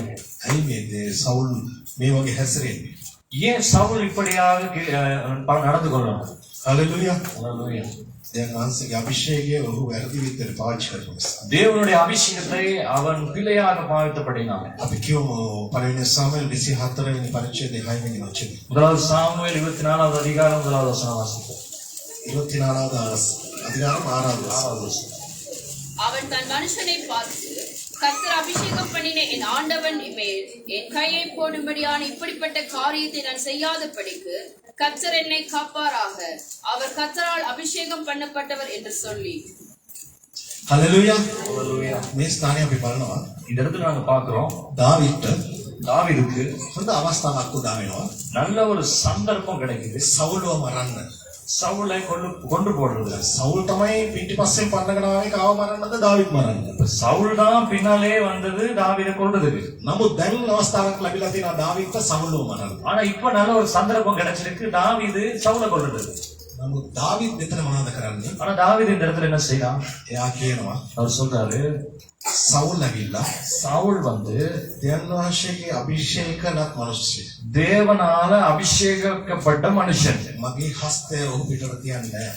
என்னுடைய கையை அவன் மேல நான் போடுவது இல்லை. අභිෂේකලත් මිනිස්සගේ පිටට අත තියන්න හොඳ නැහැ. அபிஷேகம் பெற்ற மனுஷன் மேல கையை போடக்கூடாது. හලෙලූයා. அல்லேலூயா. නමුත් සවුල් කොහොමද හිතුවේ? ஆனா சவுல் என்ன நினைச்சான்? දාවිද් අභිෂේකලත් ලබ මිනිස්සෙක්. அங்க தாவீதும் ஆண்டவரால் அபிஷேகப்பட்ட மனுஷன் தான். නමුත් දාවිද් මරන්න හදනවා. ஆனா தாவீதை கொலை செய்யறதுக்கு நினைக்கிறான். වෙනස. வித்தியாசம். මේක තමයි වෙනස. இதுதான் வித்தியாசம்.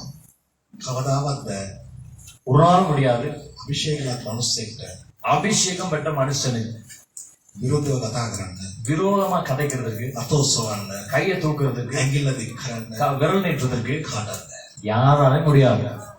හලෙලූයා.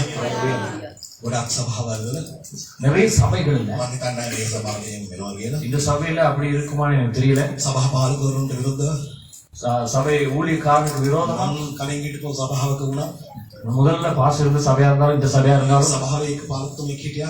அந்த சபையில அப்படி ஒருத்தர் இருந்தார். ඒ සභාවේ සභා පාලකවරයාට විරුද්ධව அந்த சபையில இருந்த அந்த ஊழியக்காரனுக்கு விரோதமாக ඒ සභාවේම මිනිස්සු அந்த சபையிலே இருந்த மனுஷர்கள் වැරදි කිව්වා. பிழை சொன்னாங்க, ඇඟිල්ල දික් කරා. விரல் நீட்டாங்க. ගහපු නැති එකේ. அடிக்க மட்டும்தான் இல்லை. දෙවියන් වහන්සේගේ අභිෂේක ලක් මනුෂ්‍යයාට විරුද්ධව. தேவனுடைய அபிஷேகம் பற்ற மனுஷனுக்கு விரோதமா එහෙම කවුරුරි කරනවා. அப்படி யாராவது செய்வார்களா இருந்தா දෙවියන් වහන්සේ මනුෂ්‍යයාට විරුද්ධව ඉන්නවා. ஆண்டவருடைய கரம் அவர்களுக்கு விரோதமா இருக்கும். දේවදාසයා කියන්නේ දෙවියන් වහන්සේ. தேவனுடைய மனுஷன் என்று சொல்றோம் தேவனுடைய சுரூபம். හලෙලූයා. ஹல்லேலூயா. දෙවියන් වහන්සේ ස්වරූපේ තමයි හැම මනුෂ්‍යයම ආලා තියෙන්නේ. அவருடைய சுரூபத்துல தான் நாம எல்லாத்தையும் දේවදාසයාට වෙනම අභිෂේකයක් දෙවියන් වහන්සේ දීලා තියෙනවා. ஆனாலும் அதுல பார்க்கிற விசேஷ அபிஷேகத்தை தேவ தாசர்களுக்கு கொடுத்திருக்கிறார். හලෙලූයා. දාවීද් රජු වෙන්න කලින් தாவீது அங்க ராஜா மாறுறதுக்கு முன்னாலே එයා අභිෂේක ලැබලා හිටියේ. அந்த அபிஷேகத்தை பெற்றதுதான். සවුල් එතන රජතුමා හිටියට අභිෂේක ලැබලා හිටියේ. அந்த சவுல் அங்க அபிஷேகத்தை பெற்றவரா இருந்த அந்த இடத்துல ඒ වගේ අභිෂේක ලැබලා සෝන තරම් හිටියා. அதை போல அபிஷேகம் பெற்ற மனுஷர்கள் வேண்டிய அளவு இருந்தார்கள். නමුත් දාවීද් ஆனாலும் தாவீது සවුල්ට විරුද්ධව சவுலுக்கு விரோதமாக අත දික් කරේ නැහැ. கை நீட்டல. ඒ නිසා දෙවියන් වහන්සේගේ කරුණාව ඔහුට ලැබුණා. அதனால தேவனுடைய கிருபையே தாவீதுக்கு கிடைத்தது. හලෙලූයා. ஹல்லேலூயா. දෙවියන් වහන්සේගේ කරුණාව කිදෙනෙක්ට ඕනේ. தேவனுடைய கிருபை எத்தனை பேருக்கு வேணும்? ආමේන්. දෙවියන් වහන්සේගේ මනුෂ්‍යයට විරුද්ධව කතා කරන්න එපා. தேவனுடைய மனுஷனுக்கு விரோதமாய் பேச வேண்டாம். මේක මට ඒ කියන්න ඕනේ කියලා හිතුන්නේ නැහැ. அது ஏன் இந்த இடத்துல சொல்லணும்னு சொல்லி சரி விலங்குல ஆனா ஆண்டவர் வெளிப்படுத்துறான். ආමේන්. දෙවියන් වහන්සේගේ දාසියට ආශිර්වාද කරන්න. தேவ ஊழியக்காரர்களை ஆசீர்வதிங்க. ඔවුන් වෙන්නේ යාඥා කරන්න. அவங்களுக்காக ஜெபிங்க. ඔහුට හැම වෙලේම ඔයගොල්ලන්ගේ සපෝට් එක දෙන්න. உங்களால முடிந்த அளவு அவங்களுக்கு உபகாரங்களை உதவிகளை செய்யுங்க. හලෙලූයා. සවුල් දාවීද්ව මරන්න හදනකොට அங்க சவுல் தாவீதை கொல்ல நினைக்கிற போதும் தாவீது ඔහු වෙනුවෙන් அவருக்காக වීණාව ගැහුවා. அங்க சுரமண்டலத்தை வாசிக்கிறத பார்க்கலாம். හලෙලූයා. ஹல்லேலூயா. හලෙලූයා. ஹல்லேலூயா. දෙවියන් වහන්සේගේ දාසයා කොයි වගේද කියන එක ඔයගලන්ට අදාළ නැහැ.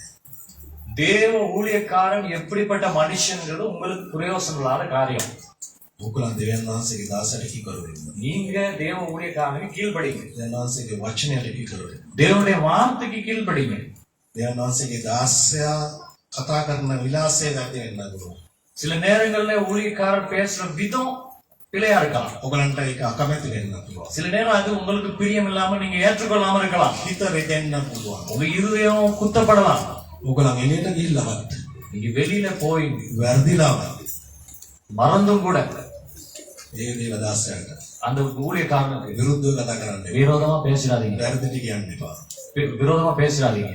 හලෙලූයා. ஹல்லேலூயா. වැරදිට කතා කරොත් දෙවියන් වහන්සේ ගැන සලකනවා. பிழையானதை குறித்து நீங்க பேசுனீங்கன்னா ஆண்டவர் அதற்கு ஏற்ற விதமா உங்களுக்கு கவனிப்பார். එතකොට ඔයගොල්ලෝ කොර වෙලා තමයි ඉඳලා. அப்பொழுது நீங்க முடங்கி போயிட்டு கம்மானியா தான் இருப்பீங்க. හලෙලූයා. ஹல்லேலூயா. හලෙලූයා. ஹல்லேலூயா. අභිෂේකය වැරදියට පාවිච්චි කරන්න බෑ කාටවත්. அபிஷேகத்தை பிழையா யாராலையும் பாவிக்க முடியாது. ඔයගලන්ට දෙවියන් වහන්සේ අභිෂේකයක් දීලා තියෙනවා. தேவன் உங்களுக்கு ஒரு அபிஷேகத்தை මේ கொடுத்திருக்கார். අභිෂේක වැරදියට පාවිච්චි කරන්න එපා. அந்த அபிஷேகத்தை பிழையா பாவிக்க வேண்டாம். සවුල් වැරදියට පාවිච්චි කරන්න ගියා. சவுல் அங்க பிழையா பாவிக்கிறதுக்கு முயற்சி செய்தான். දැන් මේ ඔක්කොම වුණාම දෙවියන් වහන්සේ මොනවද කරන්නේ සවුල් කියලා අපි අන්තිමට බලමු. இது எல்லாம் நடந்ததுக்கு அப்புறம் சவுலுக்கு என்ன நடந்துச்சுன்னு சொல்லி நம்ம கடைசியா பார்க்கலாம். දැන් මෙයාගේ අභිෂේකය ඉවරයි. இப்ப இவருடைய அபிஷேகம் முடிந்தது. මෙයාට තිබ්බ ආලේපය නැහැ. இவருக்கு இருந்த அந்த அந்த அபிஷேகம் இல்லாம போயிருச்சு. මෙයාගේ රජකමක් නැති වෙන්න යන්නේ. அவருடைய அந்த ராஜ்ய பாரம் இல்லாம මේ போகுது. හැමදේම මේ මනුස්සයා දන්නවා කවුද? இது எல்லாமே இந்த மனுஷனுக்கு தெரியும். யாருக்கு? සවුල්. சவுல். සවුල් දැන් මොනවද කරන්නේ? சவுல் இப்ப என்ன செய்யறாரு? ඔහු යනවා තව තැනකට. அவர் போறாரு இன்னொரு இடத்துக்கு. අපි කියමු එක සමුවෙල් 28 වෙනි පරිච්ඡේදයේ 7 වෙනි වචනේ ඉඳන් 10 වෙනි වචනය වෙනකම්. 28வது அதிகாரத்துல நாங்க 7ல இருந்து 10 வரைக்கும் வாசிக்கலாம். அப்பொழுது சவுல் தன் ஊழியக்காரனை நோக்கி, அஞ்சனம் பார்க்கிற ஒரு ஸ்திரியை தேடுங்கள், அவன் அவளிடத்தில் போய் விசாரிப்பேன் என்றான். அதற்கு அவனுடைய ஊழியக்காரர், இதோ எந்தோரில் அஞ்சனம் பார்க்கிற ஒரு ஸ்திரீ இருக்கிறாள் என்றார்கள். அப்பொழுது சவுல் வேஷம் மாறி வேறு வஸ்திரம் தரித்துக் கொண்டு அவனும் அவனோட கூட 2 பேரும் ராத்திரியிலே அந்த ஸ்திரீடத்தில் போய் சேர்ந்தார்கள். හලෙලූයා. ஹல்லேலூயா. දැන් සවුල් කාගේ ළමෙක්ද? இப்ப சவுல் யாருடைய பிள்ளை? දෙයනාසගේ ළමෙන්ද? ஆண்டோடைய பிள்ளையா? දැන් කොහෙද මෙයා තියෙන්නේ? இவர் எங்க போயிருக்கிறார்? අන්න ඉන්න පොඩ්ඩක් ඉන්න මොනවාද මේ දැන් මන්තර හුණියන් ඔක්කොම දැන් හොයාගෙන යනවා. இங்க மந்திரம் சூனியம் கட்டை எல்லாம் வைக்கிறதுக்கு போறாங்க. දැන් කොහොමද දෙවියන්වහන්සේ? எங்க ஆண்டவர்? මොකද උනේ මේ මිනිස්සු? என்ன ஆச்சு இந்த மனுஷன்? හලෙලූයා. ஹalleluya. යන්නේ කොහමද? போறது எப்படி? විශ්වලාගෙන.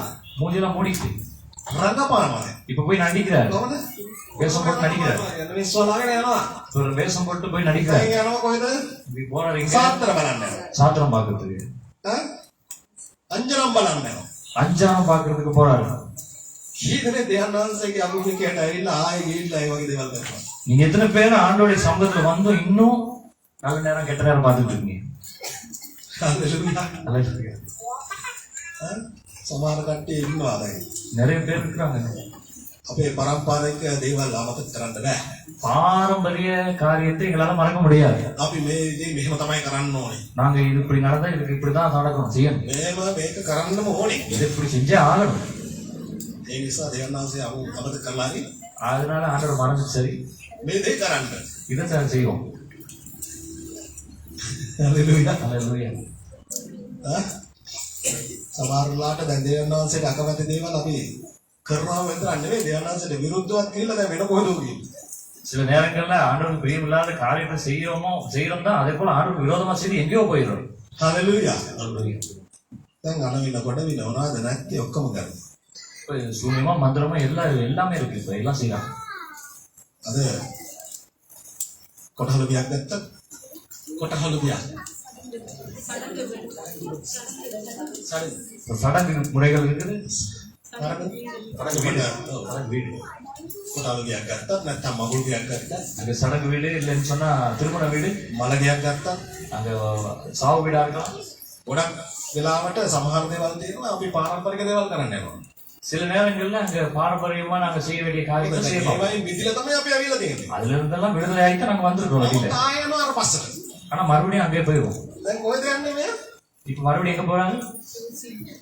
ආයෙ පස්සට රිවර්ස් එක යනවා. மறுபடியும் பின்னுக்கு ரிவர்ஸ்ல போறாங்க. දැන් දේවයන් වහන්සේගේ කැදීම එයාට අමතකයි. இப்ப ஆண்டுடைய அழைப்பு அவருக்கு மறந்து මේ போயிடுச்சு. මනුස්සට අභිෂේකයක් නැහැ. மனுஷனுக்கு அபிஷேகம் இல்ல. රජකමක් නැහැ. ராஜ பாரம் இல்ல. කිසිම දෙයක් නැහැ. ஒண்ணுமே இல்ல. එහෙම වුණාම මොකද කරන්නේ? දැන් අපේ ජීවිත වලට අපිට මුකුත්ම නැති වෙලාවට ගිහින් මොනවද කරන්නේ? இப்ப அப்படி இருக்கிற நேரம் என்ன செய்வோம்? எங்களுடைய வாழ்க்கையில இப்ப எல்லாமே இல்லாம போயிடுச்சு. நம்ம என்ன செய்வோம்? අඩුතරමේ ටිකට් එකක් කරගන්නවා. கடைசியா ஒரு ஸ்வீட் டிக்கெட்டாவது வாங்குவோம். ටිකට් එකක් කරගන්න. ඈ? දැන් ආසේ තුල තියෙන විශ්වාසය නැති වෙන්නේ. அந்த தேவனுக்குள்ள இருக்கிற அந்த விசுவாசம் இல்லாம போற நேரம், අභිෂේකය නැති වෙන්නේ. அபிஷேகம் இல்லாம போற நேரம். දැන් කොහෙද ඔයාගේ විශ්වාස? இப்ப எங்க உங்களுடைய நம்பிக்கை? දැන් ආසේ කියනවා. ஆண்டவர் சொல்றார், ඔයාගේ உங்களுடைய හිත இருதயம் කොතනද? எங்க இருக்குதோ ඒක තමයි ඔයාගේ වස්තුව. அதுதான் உங்களுடைய பொக்கிஷம். හalleluya. ஹalleluya. දැන් කොහෙද ඔයාගේ හිත තියෙන්නේ? இப்ப உங்க இருதயம் எங்க இருக்கு? දැන් අණවින කොටවින ගන්නවද? இப்போ மந்திரம் சூனியம் எல்லாம் செய்றீங்களா? නැත්නම් ටිකට් හොයනවද? இல்லாட்டி டிக்கெட் சீட் டிக்கெட் தேடுறீங்களா? නැත්නම් ප්‍රශ්නේ මිදෙන්නට වෙන මොනවා හරි බගක් කරනවද? இல்லாட்டி இருக்கிற பிரச்சனைல இருந்து வர்றதுக்கு எங்கேயாவது ஓடுறதுக்கு பாக்குறீங்களா? හalleluya. ஹalleluya. ලෝකේ ගොඩක් මිනිස්සු ලෝකේ ගොඩක් මිනිස්සු உலகத்துல நிறைய ஜனங்கள் ඒ වැරදි ක්‍රියාවන් වලට යොමු වෙන්නේ இந்த பிழையான காரியங்களுக்குள்ள போறது ඒගොල්ලන්ට දෙවියන් වහන්සේගේ වචනය නැහැ. அவர்களுக்குள்ள தேவனுடைய வார்த்தை இல்ல, දෙවියන් වහන්සේගේ අභිෂේකය නැහැ. அவருடைய அபிஷேகம் இல்ல, ඒගොල්ලන්ගේ ශරීරය පවා විකුණන්න දැන් මේ ලෝකේ මිනිස්සු පුරුදු වෙලා තියෙනවා. அவர்களுடைய சரீரத்தை கூட விற்று போகிறதுக்கு இன்னைக்கு ஜனங்கள் பழகி இருக்கிறாங்க. හalleluya. ஹalleluya. ඒ තරම් පාපයට ඒගොල්ලන් නැති. அந்த அளவுக்கு பாவம் சூழ்ந்து இருக்குது. සවුල්ට එහෙම තමයි. சவுலுக்கு அப்படிதான். සවුල්ට දැන් එයාට කිසිම ප්‍රශ්නයක් නැහැ. එයාගේ ආත්මය කොහෙද යන්නේ? එයා මරණොත් මොකද වෙන්නේ? එයාට කිසිම ගාණක් නැහැ. சவுலுக்கு இப்ப என் ஆத்மா எங்க போகுது, செத்தா நான் எங்க போகிறேன், ஒரு பிரச்சனை கணக்குமே இல்லை அவருக்கு. එයාට දැන් මොනවද උනේ? அவருக்கு இப்ப என்ன வேணும்?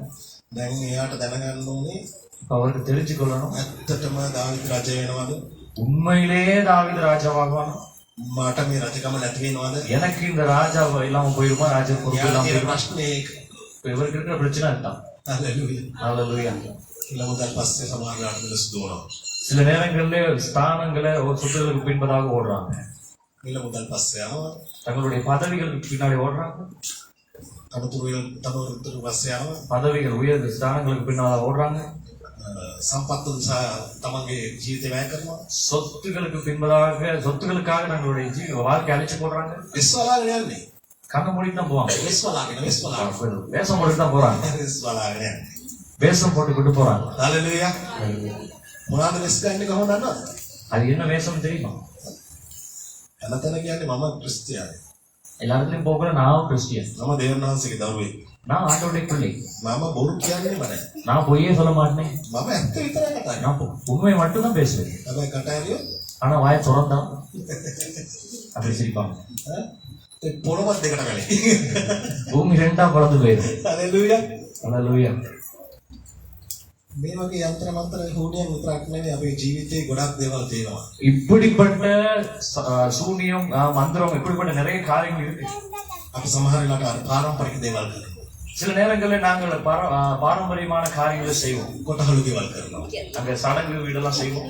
ඒ කොටහළු දේවල් කරනකොට නැත්නම් මගුල් ගයක් කරනකොට அந்த சடங்கோ இல்ல திருமணம் அந்த காரியங்களை வீடுகள் செய்யும் பொழுது நீங்கள் செய்யும் பொழுது ඒකට යම්කිසි පාරම්පරික මේවා තියෙනවා. මොනවාද? පාරම්පරික දේවල්. அதுல செய்வதற்கு இந்த பாரம்பரியமா வந்த சில காரியங்கள் இருக்கு, பழக்க வழக்கம். ඒව සමහර වෙලාවට ඒක කරනවා. சில நேரங்கள்ல அந்த காரியங்கள் செய்யும். නමුත් අපි ක්‍රිස්තියානි. ஆனா நாங்க අපි යන්නාසේ සභාවේ. நாங்க ஆண்டோடைய ඒකට பிள்ளை. වචනය යනවා. நல்ல வசனத்தை ඒකට கேட்போம், යාඥා. நல்லா ஜெபிப்போம். හalleluya. அல்லேலூயா. නමුත් කරන්නේ පාරම්පරික දේවල්. ஆனாலும் நாங்க பழைய காரியத்தை தான் செய்வோம். හalleluya. அல்லேலூயா. ඒක වැරදි. அது பிழை. ඒක තමයි දේවන් වහන්සේගෙන් එන සාප. அதுதான் தேவன் இடத்துல வருகிற சாபம். මොකද දේවන් වහන්සේ සාප කරන්න ඕනේ අපිට. ஏன்னா தேவன் எங்களை சபிக்க வேண்டிய அவசியம் இல்லை. දේවන් වහන්සේ අපව අතහැරියත් ඇති. ஆண்டவர்களை கைவிட்டாலே போதும். හalleluya. அல்லேலூயா. මෙතන ඒක තමයි වෙලා තියෙන්නේ. இந்த இடத்துல அப்படிதான் நடந்திருக்கு. සවුල්ව දේවන් වහන්සේ අතහැරියා. சவுல ஆண்டவர் கைவிட்டார். සාමුවෙලුත් නැහැ. சாமுவேலும் இப்ப இல்ல. සාමුවෙලුත් මැරලා ගිහිල්ලා. சாமுவேலும் செத்து போயிட்டாரு. දැන් කවුරුත් දේවන් වහන්සේගේ වචන කියන්න නැහැ සාමුවෙලට. இப்போ சவுலுக்கு ஆண்டோடைய வார்த்தை சொல்றதுக்கு யாருமே இல்ல. ඒ නිසා තමයි සවුල්ව නැගිටන්න සාමුවෙල්ව නැගිටන්න அதனாலதான் சாமுவேலை எப்படியாவது எழுப்புறதுக்காக මරණින් නැගිටන්න அவர் மரணத்திலிருந்து உயிரோட எழுப்புறதுக்கு ආත්මයට කතා කරන්න அவருடைய ஆவிக்கு கிடைக்கிறதுக்காக පොඩි විනකාරයෙක් හාගෙන. அங்க சூனியக்காரியை தேடி போறது. හalleluya. அல்லேலூயா. ආමෙන්. ஆமென். දේවන් වහන්සේගේ වචනේ වැඩෙන්න. ஆண்டோடைய வார்த்தையில இருங்க, වැඩෙන්න වර්ධනය වෙන්න. ஆண்டோடைய வார்த்தையில வளருங்க. නැත්තම් ඔයගලන් දේවන් වහන්සේගේ වචන හොයාගෙන இல்லைன்னு சொன்னா நீங்க ஆண்டோடைய வார்த்தையை தேடிட்டு කාගාවට යන්න කියලා දන්නේ. யாருக்கிட்ட போயின்னு தெரியாது. කවුරුණත් කමන්නේ දේවන් වහන්සේගේ වචනේ කියනවා නම් අපි පිළිගන්නවා කියලා යනවා. யாரா இருந்தாதான் இந்த ஆண்டோடைய வசனத்தை சொல்றாங்க அப்படின்னு சொல்லி அவங்க பின்னுக்கு போயிடுவோம். ඇත්තටම දේවන් වහන්සේගේ දාසුව உண்மையிலே அவங்க ஆண்டோடைய ஊழியக்காரங்க தான். මේ කාලේ ගොඩක් පරිස්සම්. இந்த நாட்கள்ல ரொம்ப கவனமா இருங்க. දේවන් වහන්සේගේ දාසය හැටියට වේශය දරාගත්තා. இந்த நாட்கள்ல தேவனுடைய ஊழியக்காரங்களை போற வேஷம் போட்டுக்கொண்டு බොහෝ நிறைய වැරදි දේවදාසකයන්. நிறைய பிழையான உபதேசத்தை கொண்டு வருகிற ஊழியக்காரர்கள் இருக்கிறாங்க. පරිස්සම් වෙන්න. ரொம்ப கவனமா இருங்க, எச்சரிக்கையா இருங்க. ඔයගලගේ සභාවට හොඳ පාලකයෙක් කියලා තියෙනවා. உங்களுக்கு நல்ல ஒரு ஊழியக்காரனை ஆண்டவர் கொடுத்திருக்கிறாங்க. දැන් වහන්සේට කැමති ආකාරය ආචාර්ය. ஆண்டவர் விரும்புகிறபடி அவருடைய வாழ்க்கை இருக்கிறது. එයාගේ පස්සේ ගමන් කරන්න. அவருக்கு பின்பதாக அந்த வார்த்தையை கேட்டு நடங்க. සමහරවිට ඕනතරම් දේවදාසයන්ගේ මැසේජස් ඔයගලන් අහන්න පුළුවන්. நீங்க உங்களுக்கு வேண்டுமா இருந்தால் சில ஊழியக்காரருடைய செய்திகளை நீங்க கேட்கலாம். එයාගේ මැසේජ් එක අපේ පාස්ටර්ට වැඩිය හොඳයි කියන්න පුළුවන්. எங்க பாஸ்டரோட அந்த மெசேஜ் நல்லா இருக்குன்னு சொல்லி கேட்கலாம். අපේ පාස්ටර් කතා කරොත් අප්පා අපිට හරියට අමාරුයි ඒව අහන්න බෑ කියන්නේ. எங்க பாஸ்டர் பேசும்போது எப்பா கேட்கவே முடியாது அப்படி பேசுவாருன்னு சொல்லி நீங்க நினைக்கலாம். නමුත් ඔයගලගේ පාස්ටර් ඔයගලන් අතරින් නෑ. ஆனா உங்களுக்கு கொடுக்கப்பட்ட தேவ ஊழியக்காரனை நீங்க ஒரு நாள் விட்டுறக்கூடாது. එයාව අතරියොත් ඔයගලන්ට ලොකු පාඩුවක්. அதை நீங்க விட்டீங்களா இருந்தா உங்களுக்கு பெரிய நஷ்டம். සමුල්ට උනේ ඒක. சவுலுக்கு அதான் நடந்தது. සමුවෙල් තමයි එයාට හිටපු පාස්ටර්. சாமுவேல் தான் சவுலுடைய பாஸ்டர். සමුවෙල් නැති වෙලා ගියා. இப்ப சாமுவேல் இறந்து போயிட்டார். දැන් මෙයාට දන්නේ නැහැ කගාවට යන්න ඕනේ කියලා. இப்ப இவருக்கு தெரியாது யார் இடத்துல போகணும்னு சொல்லி. ඒ කාලේ ඕන තරම් அந்த நாட்கள்ல வேண்டிய அளவு තව දේවදාසයන් හිටියා. மற்ற ஊழியக்காரங்க இருந்தாங்க. නමුත් මෙයා හොයාගෙන ගියේ කවුද? ஆனா இவர் யார் தேடி போனாரு? කොඩි වෙනකාරය. சூனியக்காரி. පරිස්සම්. ரொம்ப கவனமா இருக்கும். අපි ගන්න තීරණවලදී நாங்க எடுக்கிற தீர்மானங்கள்ல අපි යන ගමනේදී நாங்க போகிற பயணத்துல අපි කාත් එක්ක යන්නේ කියන එක අපි තීරණය කරනවා. நாங்க யாரோட கூட போகிறது நல்ல தீர்மானத்தோட போகணும். எச்சரிக்கையா இருங்க. බඳින වයස ගැන ළමයි පිරිමි ළමයි ඉන්නවා. திருமண வயதுல வாலிப பிள்ளைகள் இருப்பீங்களா இருந்தா එයාගේ සහකරුවා සහකාරිය දිහා බලන්න. உங்களுடைய துணையை நீங்க பார்க்கும் பொழுது එයාගෙන් අහන්න ඔයා කොහෙද යන්නේ? அவரிடத்துல நீங்க கேளுங்க, எங்க போறீங்க? ඔයා මට ආදරේ දීලා අහන්න එපා. நீ என்ன நேசி என்ன அன்பு செலுத்துறியான்னு சொல்லி நீங்க கேட்க தேவையில்ல. ඔයා කොහෙද යන්නේ කියලා අහන්න. நீ எங்க போறீங்கன்னு சொல்லி கேளுங்க. මොකද ගමන තමයි වැදගත්. போற பிரயாணம் தான் மிக முக்கியமானது. හලෙලූයා. ஹல்லேலூயா. මේ ගමන දන්නේ නැතුව තමයි இந்த பயணத்தை தெரியாமலா කවුරුරි බලලා யாரையாவது பார்த்துட்டு ඔයා ලස්සනයි. நீ அழகா இருக்கு, මට මං ආදරේ. நான் உன்னை காதலிக்கிறேன், ඔයා නැත්තම් මට ජීවත් වෙන්න බෑ. நீ இல்லாட்டி நான் அது வாழ முடியாது කියපු ගමන් රැවටෙනවා. அப்படி சொன்னீங்க, ஏமாந்துருவீங்க. යන්නේ කොහෙද? போறது எங்க? අල්ලේ කොහෙද? பேக்ல தேங்காய். ආ යන්න ගමන දන්නේ නැහැ. எங்க போறோம்னு தெரியாது. දෙයයන් වහන්සේත් එක්කද යන්නේ? ஆண்டவரோட கூட போறீங்க? නැත්තම් දෙයයන් වහන්සේට කීකරු වෙලා මෙයා ගමන් කරන්නේ? ஆண்டவருக்கு பிரியமா கீழ்ப்படிதான் நீங்க நடக்கிறீங்க. මෙයා දෙයයන් වහන්සේ අදහගෙන ඉන්නවද? தேவனை நீ அவர் தெரிந்து கொண்டு මෙයා අතරම දෙයයන් වහන්සේගේ දරුවෙක්ද? உண்மையிலேயே ஆண்டோட பிள்ளைதானா? යන්න ඕන ගමන දෙයයන් වහන්සේත් එක්ක. போக வேண்டிய பயணம் ஆண்டவரோட கூட. ස්වාමී පුරුෂය විරුද්ධයි නෙමෙයි යන්නේ. அங்க கணவன் மனைவி அல்ல போறது, දෙයයන් වහන්සේ ඒ තමයි මඟ පෙන්වන්නේ. ஆண்டவர் தான் வழிகாட்டி. ඒ නිසා දෙයයන් වහන්සේත් එක්ක ගමන් කරන සහකරුවා සහකාරිය තුමලගන්න. ஆகவே ஆண்டவரோடு கூட வழிநடத்தப்படுகிற துணையாளர்களை நீங்க தெரிந்து கொள்ளுங்க. හලෙලූයා. ஹல்லேலூயா. නැති වුණාම ප්‍රශ්න වැඩි. அப்படி இல்லைன்னு சொன்னா பிரச்சனை அதிகம். හලෙලූයා. ஹல்லேலூயா. දේවදාසයා පෙන්නලා මෙයා තමයි බඳින්න ඕනේ කිව්වොත් එයාව තමයි බඳින්න ඕනේ. தேவ ஊழியக்காரன் கூட்டிட்டு வந்து இவரை தான் கட்டணும்னு சொன்னா அவர் தான் கட்டணும். මොකද ඒක තමයි දෙවියන් වහන්සේගේ කැමැත්ත. அதுதான் தேவனுடைய விருப்பம். ඔයගොල්ලන්ගේ කැමැත්තට කාවරු හොයාගන්න. உங்க விருப்பத்துக்கு நீங்க யாராவது தேடிட்டீங்கன்னா ඒකට ඉතින් ඔයගොල්ලන්ගේ අභිෂේකය නැති වෙලා කොහෙද යන්නේ කියලා දන්නේ නැති அப்ப වෙනවා. உங்க அபிஷேகம் எல்லாம் போய் நீ எங்க போவீங்கன்னே தெரியாம போறீங்க. හලෙලූයා. ஹல்லேலூயா. කීකරු වෙන්න. கீழ்ப்படிங்க. ආමෙන්. ஆமென். අපි තව වචනයක් කියමු. நாங்க இன்னொரு வார்த்தையை வாசிப்போம். අපි කියවමු. 1 සාමුවෙල් 31 වෙනි පරිච්ඡේදයේ 4 වෙනි වචනය. 31வது அதிகாரத்துல 7வது வசனம். දැන් සවුල් මැරෙන්න යන්නේ. இப்ப சவுல் மறிச்சு போக போறான். 31 වෙනි පරිච්ඡේදයේ 4 වෙනි වචනය. நான் ஆயுததாரி 4வது வசனம். தன் ஆயுததாரியை நோக்கி அந்த விருத்தசேதனம் இல்லாதவர்கள் வந்து என்னை குத்தி போட்டு என்னை அவனிடம் அவமானப்படுத்தும்படிக்கு நீர் உன் பட்டயத்தை உருவி என்னை குத்தி போடு என்றான். அவனுடைய ஆயுததாரி மிகவும் பயப்பட்டதினால் அப்படி செய்ய மாட்டேன் என்றான். அப்பொழுது சவுல் பட்டயத்தை நட்டு அதன் மேல் விழுந்தான். හලෙලූයා. ஹல்லேலூயா. සවුල්ට දැන් මැරෙන මොහොත. இப்ப சவுல் சாக போகிற தருணம். දැන් පිලිස්තීරයෙක් කෙනා මෙයාව මරන්න. இப்போ பெலிஸ்தர் ஒருத்தர் வருகிறான் கொள்றது. සවුල් කියනවා එයාගේ ආයුධ ගෙන යන්නට. அவனுடைய ஆயுதத்தை எடுத்துக்கொண்டு போற மனுஷனுக்கு சவுல் சொல்றான், අර පිලිස්තීරයා මාව මරන්න හොඳ නැහැ. அந்த பெலிஸ்தர் வந்து என்னை கொள்றதில் சரியில்லை. ඌ අචර්මේදීති. அவன் அந்நிய மனுஷன். හලෙලූයා. ஹல்லேலூயா. එයා දෙවියන් වහන්සේ දන්නේ. அவன் ஆண்டவரை குறித்து தெரியாது. දෙවියන් වහන්සේගේ මනුෂ්‍යෙක් නෙමෙයි. அவன் ஆண்டோடைய மனுஷன் அல்ல. මට උදේ මැරෙන්න බෑ. அந்த விருத்த தரிசனம் இல்லாத மனுஷன் கையில நான் செத்து போக ඒ கூடாது. නිසා ඔබ මාව මරපන්. அதனால நீ என்ன கொண்டு. නමුත් ආයුධ ගෙන යන්න මොකද කියන්නේ? ஆனா அந்த ஆயுதத்தை எடுத்துக்கொண்டு போகிறவன் என்ன சொல்றான்? එයා දෙවියන් වහන්සේගේ අභිෂේකලක් මේ මනුස්සයාට අත දෙන්න බය වෙනවා. ஆண்டவரால் அபிஷேகிக்கப்பட்ட அந்த மனுஷன் மேல கையை வைக்கிறதுக்கு அவன் பயப்படுறான். හලෙලූයා. ஹல்லேலூயா. අන්තිමට මේ යමනද කරන්නේ. கடைசி என்ன நடந்தது? එයාගේ පිහිවුඩ එයාගේ කඩුවුඩ එයාම වැටලා එයා මැරෙනවා. அவருடைய மாலை குத்தி வைத்து அதுக்கு மேல அவர் விழுந்து இறக்குறத பார்க்கிறோம். සුසයිඩ්. தற்கொலை. හලෙලූයා. ஹல்லேலூயா. දෙවියන් වහන්සේට ද්‍රෝහි වුණාම ஆண்டவருக்கு துரோகிகளா மாறும்போது සුයිසයිඩ් කරගන්න. தற்கொலை செஞ்சுக்கலாம். දෙවියන් වහන්සේ මේ පොළොවේ ජීවත් වෙන කාලේ ஆண்டவர் இந்த பூமியில வாழ்ந்த நாட்கள்ல දෙවියන් වහන්සේ පාවා දුන්නා වූ යූදස් ஆண்டவரை காட்டி கொடுத்த யூதாஸ் කොහොමද මැරෙන්නේ? எப்படி செத்து போனார்? සුසයිඩ්. சூசைட். සියදී වෙනසාගත්තා. தற்கொலை செய்து கொண்டார். සවුලුත් சவுலும் සියදී වෙනසාගත්තා. அதே போல தற்கொலை செய்து கொண்டார். හලෙලූයා. ஹல்லேலூயா. නමුත් මෙයා සිවිල් අසගත්තත් මෙයාට තිබ්බ එක දෙයක් මොකක්ද දන්නවද? ஆனா இப்படி எல்லாம் நடந்தாலும் இவருக்கு இருந்த ஒரு காரியம் தெரியுமா? අහංකාරකම. அங்க அவர் அகங்காரியா இருந்தார். මරණ මොහොතේ එයාට අහංකාරකම තිබුණා. அவன் ஒரு பெருமை இருந்தது அவன் சாகுற வரைக்கும். හලෙලූයා. ஹல்லேலூயா. අවුරුගෙන් මැරෙන්න බෑ.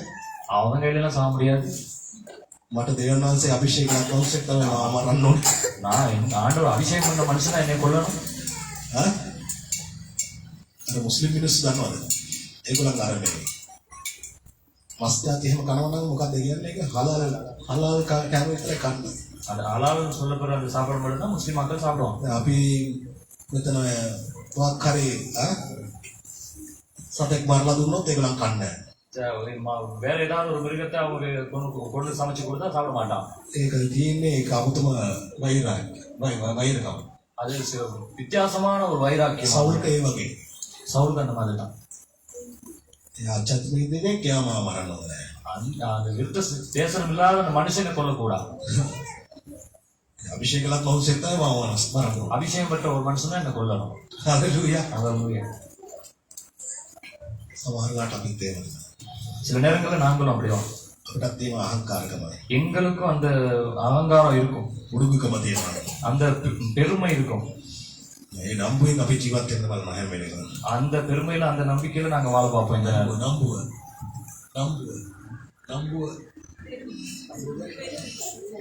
பெருமை. பெருமை අපිට තියෙනවා යම් කිසි නම්බුවක්. எங்களுக்கு இருக்கும் அப்படியே ஒரு பெருமை. කරොත් මේකේ තමයි අපි ඉන්නේ. நாங்க இன்னும் அப்படியே தான் இருப்போம். ඒකෙන් පල්ලයට අපි බයින්නේ නැහැ. அதுல இறங்கவே மாட்டோம். අපිට බෑ දෙයන් ආසෙට මේ දන ගහලා වඳින්න. எங்களுக்கு முடியாது முழங்கால் போட்டு ஜெபிக்க.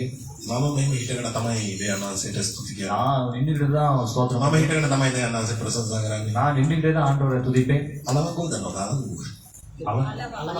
அளவாங்க අලවංගෝ. ඒක දිල්ලා මෙහෙම තමයි කරේ. அளவாங்க அப்படிதான் இருக்கும். அளவாங்க மாதிரி நிக்க வேண்டியது. අලවංගෝ දිල්ලාම නැවෙන්න බෑ ඉතින් අර ගෙලින්නේ දෙන්නේ. அளவாங்க முழுங்கனா நெடிய எல்லாமே அப்படியே தான் நிக்கணும். அளவாங்க மாதிரி කෙලින් හිට ගන්නවා. அப்படியே நேரா நிக்கணும். ඒක තමයි ආඩම්බරකම කියන්නේ. அதுதான் பெருமையான காரியம். හalleluya. ஹல்லேலூயா. සභාවට ඇවිල්ලා සමාජයට අප්පඩි ගහන්න හරි අමාරුයි. சில நேரம் சபைக்கு வந்தா கை தட்டுறது கூட கஷ்டம். දෙයන් ආසෙට ස්තුති කරන්න හරි අමාරුයි. ஆண்டவருக்கு நன்றி செலுத்துறதுக்கு கஷ்டம். සද්දට කතා කරලා දෙයන් ආසෙට ප්‍රශංසා කරන්න අමාරුයි. கொஞ்சம் வாய் திறந்து கொஞ்சம் சத்தமா ஆண்டவருக்கு நன்றி செலுத்துறதுக்கு கஷ்டம். පිට මිනිස්සුන් ඉස්සරහ දෙයන් ආසෙගේ නාමය ප්‍රකාශ කරන්න අමාරුයි. மத்தவங்க முன்னாலே ஆண்டவர் நாங்க துதிக்கிறதுக்கு மனம் விட்டு துதிக்கிறதுக்கு கஷ்டம். ඒගොල්ලෝ බලලා අපි දිහා වෙනමද හරි කියයි. நாங்க நினைக்கிறோம் நம்ம தான் சரியா இருக்கு. ඒගොල්ලන් අපි දිහා බලලා වෙනම නාර කියයි. நாங்க இப்படி துதிக்கிறத பார்த்து மத்தவங்க ஏதாவது சொல்லிடுவாங்க. ඒ නිසා අපි සද්ද නැතුව අපි යාඥා කරමු. அதனால நாங்க சத்தம் இல்லாம සද්ද නැතුව අපි දෙයන් ආසෙට ප්‍රශංසා කරමු. நாங்க சத்தம் இல்லாம ஆண்டவரை துதிப்போம். මොකද අපි ගැන අපි තියෙන ප්‍රස්ටීජ් එක නැතිවෙනවා. ஏன்னா எங்களுக்கு இருக்கிற அந்த அந்த இடம் எல்லாம் போயிடுது. ரெஸ்பெக்ட் எல்லாம் போயிடுது. රෙස්පෙක්ට් එක නැතිවෙනවා. எல்லாம் போயிடுது. රෙස්පෙක්ට් එක. ඒ හන්දාර ආඩම්බරෙන් අපි ඉන්නවා ඉතින්. அதனால அந்த பெருமையில இருப்போம். අපි ඉස්සරහට දාලා நம்ம உனக்கு போட்டு හරියට හමුදාවේ කාවදී நெஞ்சில முன்னுக்கு போட்டு ஆமிக்காரங்க மாதிரி இருப்போம். හalleluya. ஹல்லேலூயா. ආඩම්බරය. அந்த பெருமையான வாழ்க்கை. හalleluya. ஹல்லேலூயா. අපි තව වචනයක් කියමු. இன்னொரு வசனத்தை வாசிப்போம். අපි කියමු එක සමුවෙල් 15 වෙනි පරිච්ඡේදයේ 23 වෙනි වචනේ. ஒரு சாமுவேல் 15வது அதிகாரத்துல 23வது வசனம்.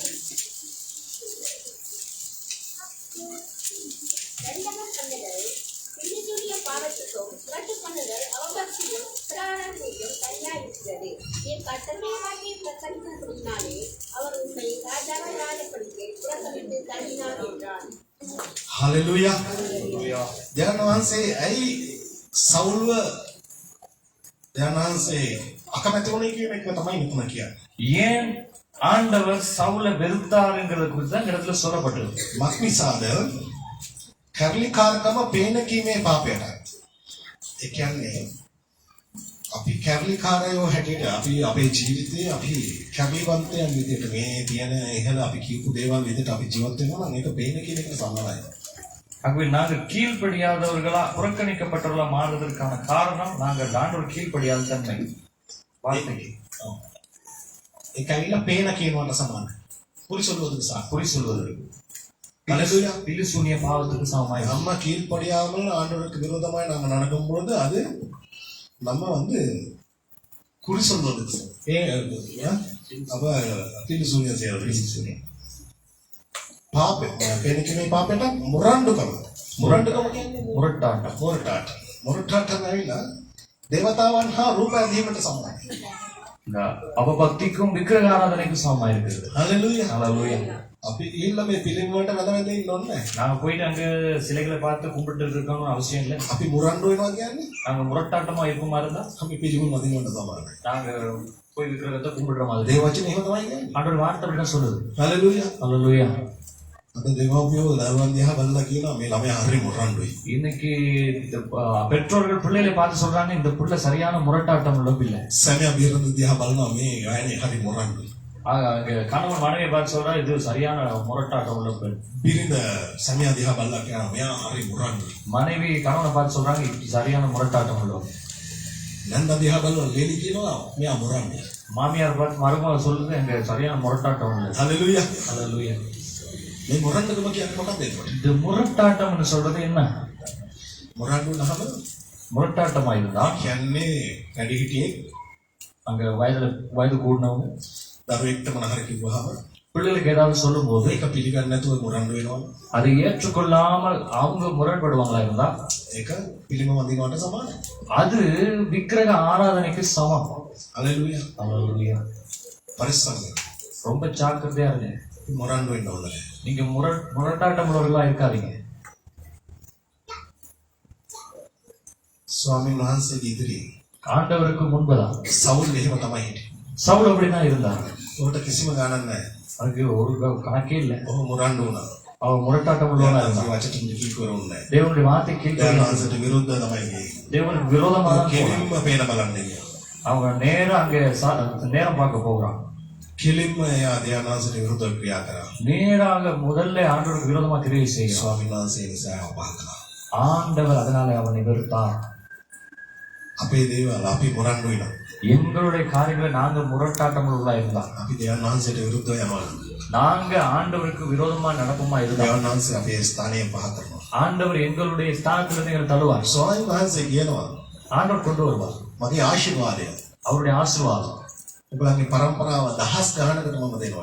1000 தலைமுறைக்கு என்னுடைய ஆசீர்வாதத்தை தருவேன்னு சொல்றாங்க. නමුත් ஆனாலும் ඒ ආශිර්වාදය අපි නැති කරගන්නේ. அந்த ஆசீர்வாதத்தை ஏன் நாங்க எல்லாம் மாற்றிக்கொள்வோம்? ඒ අපි මුරණ්ඩුකම නිසා. அது எங்களுடைய முரட்டாட்டத்தினால. හලෙලූයා. ஹalleluya. ඒ නිසා තමයි அதனாலதான் සවුල්ගේ නම තිබුණේ சவுலுடைய பெயர் இருந்தது. ඉල්ලීම කියන එක යාඥාව කියන එකේ අර්ථයට. அங்க விண்ணப்பங்கள் இந்த ஜெபம்னு சொல்றது அதுதான் அர்த்தம். නමුත් පවුල් කියන මනුෂ්‍යයා ஆனாலும் பவுலுங்கிற மனுஷன் එයා කුඩා යටහත් පහත් වෙලා කීකරු වෙලා හිටපු මනුෂ්‍යයා. அங்க தன்னை தாழ்த்தி கீழ்ப்படிந்திருந்த ஒரு மனுஷன். මේ සවුල් තමයි. இங்கேயும் சவுல் தான். නමුත් එයා පවුල් වුණා. ஆனா இங்க அவர் பவுலா மாறினார். එයාගේ නමේ අර්ථය විතරක් නෙවෙයි. அவருடைய பேருடைய அந்த அர்த்தம் மட்டும் இல்ல, එයාගේ ජීවිතේනොත් එයා පවුල් වෙටියෙ තමයි ජීවත් වුනේ. அவருடைய வாழ்க்கையிலையும் அவர் பவுலாக தான் வாழ்ந்தார். හලෙලූයා. ஹalleluya. අපේ ජීවිතවල තියෙන எங்களுடைய வாழ்க்கையில இருக்கிற අපේ වැරදි අපි හදාගන්න ඕනේ. பிழைகளை நாங்கள் சரிப்படுத்தணும். අපි හදාගන්න තරමට நாங்கள் சரிப்படுத்துகிற வரைக்கும் දෙයයන් වහන්සේ අපිට ආශිර්වාද කරනවා. ஆண்டவர் எங்களை ஆசீர்வதிக்கிறவராக இருக்கிறார். හලෙලූයා. ஹalleluya. දෙයයන් වහන්සේව හඳුනගන්න. ஆண்டவரை நீங்கள் தெரிந்து கொள்ளுங்கள். දෙයයන් වහන්සේ තුළට ඔයගොල්ලන් ගමන් කරන්න. தேவனுக்குள்ளாக நீங்க உங்க பயணத்தை தொடங்குங்க. දෙයයන් වහන්සේත් සමග යන්න. தேவனோடு கூட நீங்க பயணத்தை தொடங்குங்க. දෙයයන් වහන්සේගේ වචනයට කීකරු වෙන්න. ஆண்டவருடைய வார்த்தைக்கு கீழ்ப்படிங்க. දෙයයන් වහන්සේ ඔයගොල්ලන්ට ආශිර්වාද කරයි. ஆண்டவர் உங்களை ஆசீர்வதிப்பார். හලෙලූයා. ஹalleluya. අපි යමු ආයෙ මොනදිට මොන කාරණාවට අපි நாங்கள் முதல்ல ஆரம்பத்துல இருந்த அந்த காரியத்தை குறித்து நாங்க பார்க்க අපි போறோம். යමු ක්‍රියාපොතට නැවතත්. நாங்க மறுபடியும் போவோம் அப்போஸ்தலர் புத்தகத்துக்கு. අපි පටන් ගත්තේ එතනින්. நாங்க அந்த இடத்துல தான் ஆரம்பித்தோம். ඒ ස්ථානයේ මනුෂ්‍යෙක් කොර වෙලා හිටියා. அந்த இடத்துல ஒரு மனுஷன் சப்பானியா இருந்தான். ඒ මනුෂ්‍යයාගේ ජීවිතයේ සමහරලාට මේ වගේ පාප දෙන්න තිබ්බා. அவனுடைய வாழ்க்கையில இப்படியான பாவங்கள் சில நேரம் இருந்திருக்கலாம். නමුත් ஆனாலும் බයිබලයේ කියා තිබෙන්නේ வேதத்துல சொல்லி இருக்குது ඔහු කුඩා කල පටන් அவன் சிறு வயதுல இருந்து කොරවසිය. அவன் முடவனாக சப்பானியா இருந்தான். එහෙම වුණොත් මේ මනුෂ්‍යයාට அப்படி இருந்த அந்த மனுஷனுக்கு මේක පාපයක් නෙවෙයි. அது பாவம் அல்ல, මේක ශාපයක්. அது சாபம். ඒක දිගින් දිගටම ඒ ශාපය කැමිලා තියෙනවා. அது பரம்பரை அந்த சாபம் வந்திருக்கு. නමුත් යේසුස් ක්‍රිස්තුස් වහන්සේ ஆனாலும் இயேசு கிறிஸ்துவானவர் ඒ දේවස්ථානයට அந்த தேவாலயத்துக்கு කීප වරක් ඇවිත් ඉන්නේ. எத்தனையோ முறை போயிருக்கிறாங்க. නමුත් මේ මනුෂ්‍යයා එතකොට එතන හිටියේ නැහැ. அந்த மனுஷன் அந்த இடத்துல இருக்கலையா? ඌ හිටියා. இருந்தான். අවුරුදු 40ක් කියන්නේ 40 வருஷம்னு சொன்னா දෙයන් වහන්සේ ඉපදෙන්නටත් කලින් ඉඳලා තියෙනවා. இயேசு கிறிஸ்து பூமியில பிறக்கிறதுக்கு முன்னுக்கு දෙයන් இருந்திருக்கான். වහන්සේ ස්වර්ගයට ගත්තන් පස්සේ ඉඳලා තියෙනවා. ஆண்டவர் இவங்க பரலோகத்துக்கு எடுத்துக்கொள்ளப்பட்ட பிறகு அந்த இடத்துல இருந்திருக்கான். පෙන්තකොස්තක දවස් පහුවෙලක් ඉඳලා තියෙනවා. பெந்தகோஸ்தே நாள் தாண்டியும் அந்த மனுஷன் இருந்திருக்கான். හලෙලූයා. அல்லேலூயா. පේතුරුයි பேதுரு ඒ ස්ථානයට එනකොට அந்த இடத்துக்கு வரும்போது එතකොටත් හිටියා. அந்த இடத்துல அப்பொழுதும் இருந்தார்கள். හලෙලූයා. அல்லேலூயா. මේ මිනිස්සයා දෙයන් වහන්සේගෙන්වත් இந்த மனுஷன் தேவனிடத்திலையும் දෙවනෙට්ටලවත් ඒ දෙවනෙට්ටල கூட தேவனிடத்தில் දෙයන් වහන්සේගෙන්වත් தேவனிடத்திலும் கூட මිනිස්සයාගෙන්වත් மனுஷனிடத்திலும் கூட එයා සුවේ ඉල්ලුවේ නැහැ. சுகத்தை கேட்கவே இல்லை. හලෙලූයා. அல்லேலூயா. මේ මිනිස්සයා හිඟමන් තමයි. அவன் பிச்சை தான் கேட்கல. හලෙලූයා. அல்லேலூயா.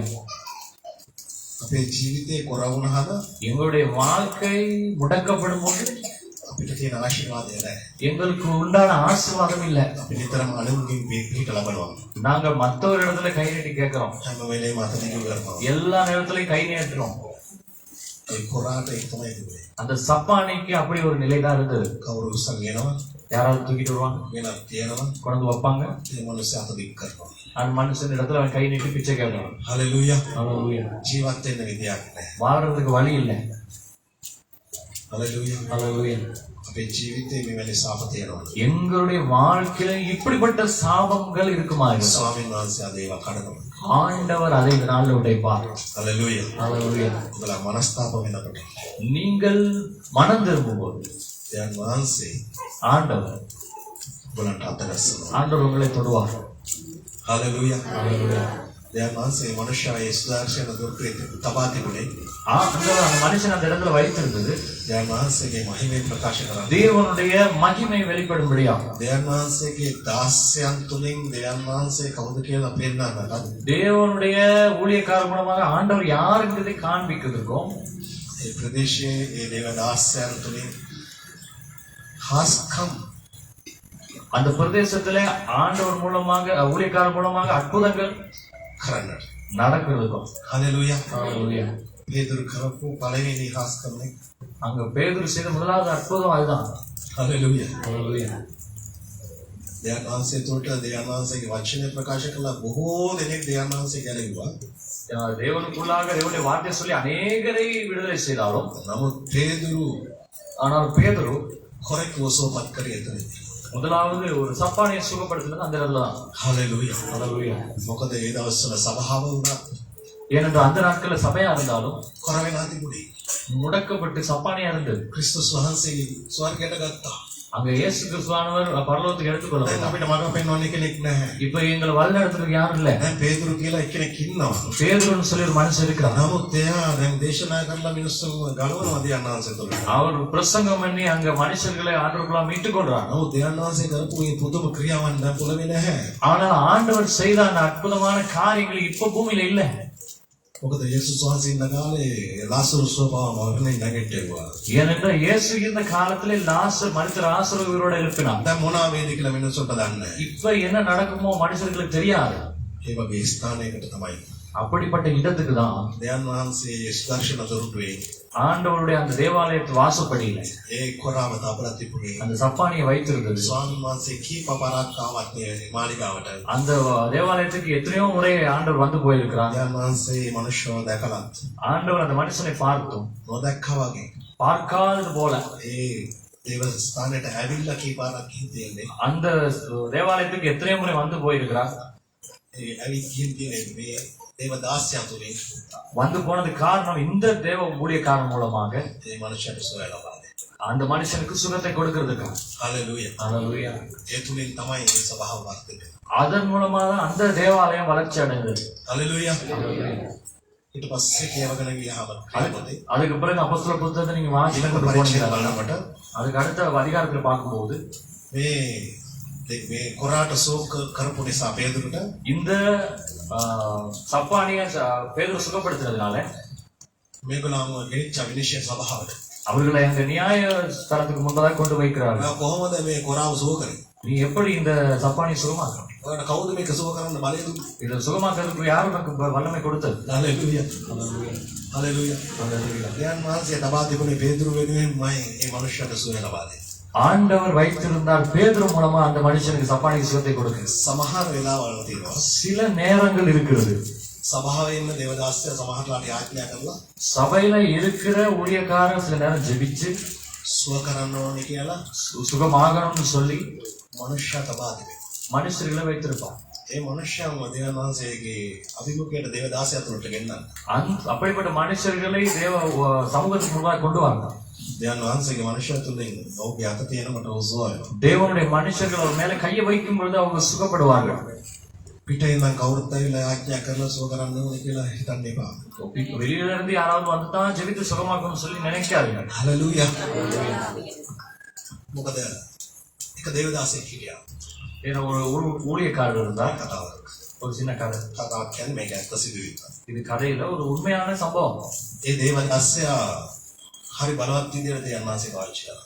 நல்ல வல்லமையாக ஆண்டவரால் பாவிக்கப்பட்ட ஒரு ஊழியக்காரர். අද මේ දේවදාසයාව එක ප්‍රවෘත්ති නාලිකාවකින් ඇවිල්ලා එයාව ඉන්ටර්විව් කරා.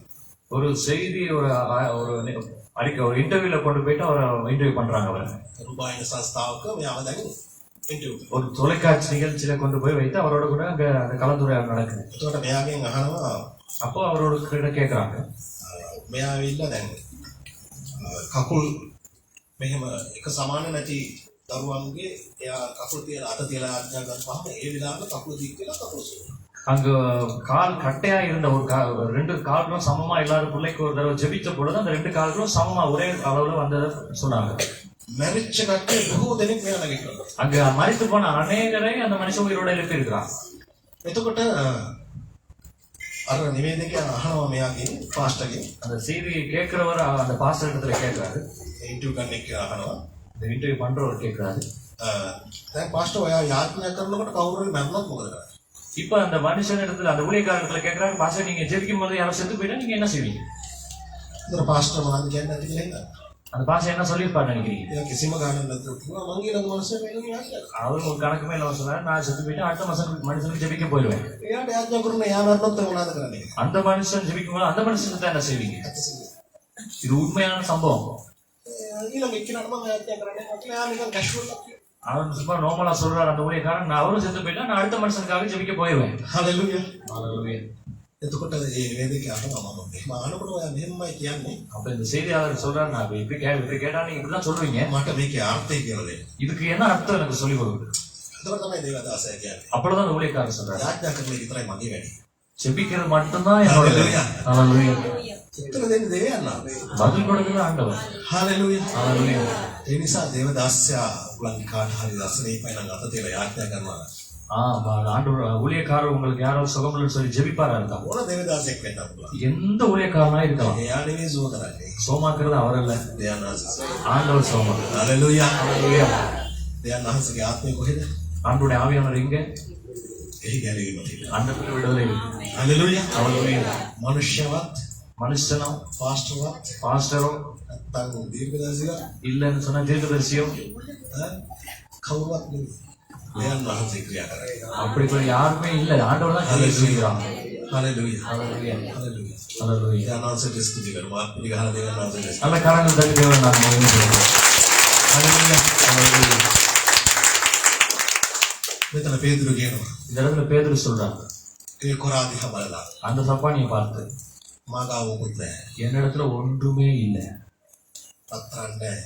என்னிடத்துல தங்கம் இல்லை, රිදී නැහැ. வெள்ளி இல்லை, ආයිලට කාසි නැහැ. நீ கேட்கிற பணம் இல்லை, කිසි දෙයක් නැහැ. என்னிடத்துல ஒன்றுமே இல்லை. මාගාව තියෙන දේ මොනවද දෙන්නේ? என்னிடத்துல இருக்கிற ஒரு காரியத்தை உன்னிடத்துல தாரு. හලෙලූයා. Hallelujah. මොනවද දුන්නේ? என்னத்தை கொடுத்தான்? හලෙලූයා. Hallelujah. එයා අත තියලා යාඥා කරේ නැහැ.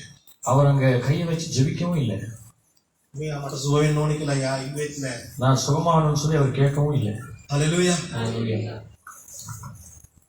දෙවියන් වහන්සේ ක්‍රියා කරේ. ஆண்டவர் தான் அங்க கிரியை செய்தார்.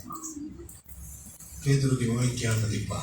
அந்த பேதுருக்கு சொல்ல முடியும், පේතුරුගේ මොකෙන් කියන්න තිබ්බා දෙවියන් වහන්සේ. பேதுருடைய வாயினாலே அங்க ஆண்டவர் சொல்லியிருப்பார், නැගිටිය ඇවිදින්න. எழுந்து நட. එච්චරයි. அவ்வளவுதான். හලෙලූයා. அல்லேலூயா. යේසුස් වහන්සේ இயேசு එයාට ගෙනාම එක්කෙනෙක් ඔත්වල වෙලා ලේන ඇදත් එක්ක උස්සගෙන ආපු කට්ටිය. அங்க 4 பேர் அந்த கூரையை பிடிச்சு ஒரு மனுஷன் திமிர்வாதக்காரன் இறக்குனதை இங்க தெரியும் பார்க்கிறோம். හලෙලූයා. அல்லேலூயா. ස්වාමීන් වහන්සේ මොනවද කිව්වේ? ஆண்டவர் என்ன சொன்னார்? ඇඳ අරගෙන යන්න. உன்னுடைய படுக்கை எடுத்துட்டு நட. එච්චරයි. அவ்வளவுதான். හලෙලූයා. அல்லேலூயா. දෙවියන් වහන්සේ තමයි ක්‍රියා කරන්නේ. ஆண்டவர் தான் கிரியை செய்கிறார். මනුෂ්‍යයන් නෙවෙයි ක්‍රියා කරන්නේ. மனுஷன் அல்ல. අපේ කොර වෙලා තියෙන ජීවිතේට எங்களுடைய முடக்கப்பட்டு போன இந்த வாழ்க்கை දෙවියන් වහන්සේ තමයි ක්‍රියා කරන්නේ. ஆண்டவர் தான் அதை கிரியை செய்யணும்.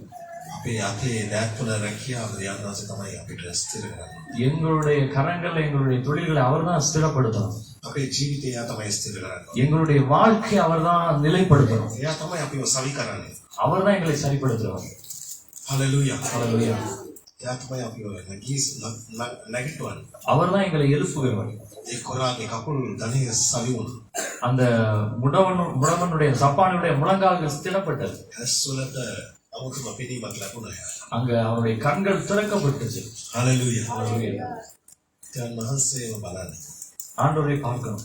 එතකොට අපේ ඇඟ ශරීරය அப்பொழுது எங்களுடைய எலும்பு எங்களுடைய சரீரம் எழுந்து நிற்கும். අපේ කොර වෙලා තියෙනා වූ සියලුම දේවල් දෙවියන් වහන්සේ වෙනස් කරනවා. எங்களுடைய முடக்கப்பட்ட எல்லா காரியத்தையும் ஆண்டவர் மாற்றுவார். හලෙලූයා. அல்லேலூயா.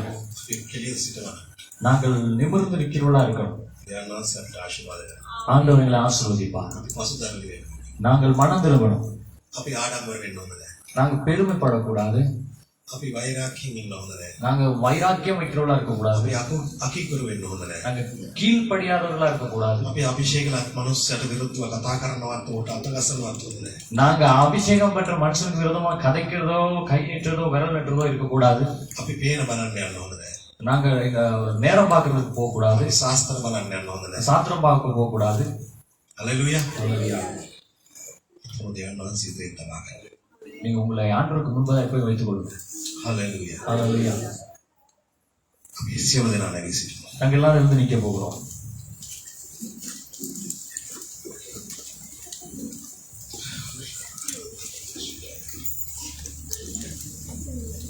Hallelujah. Jesus.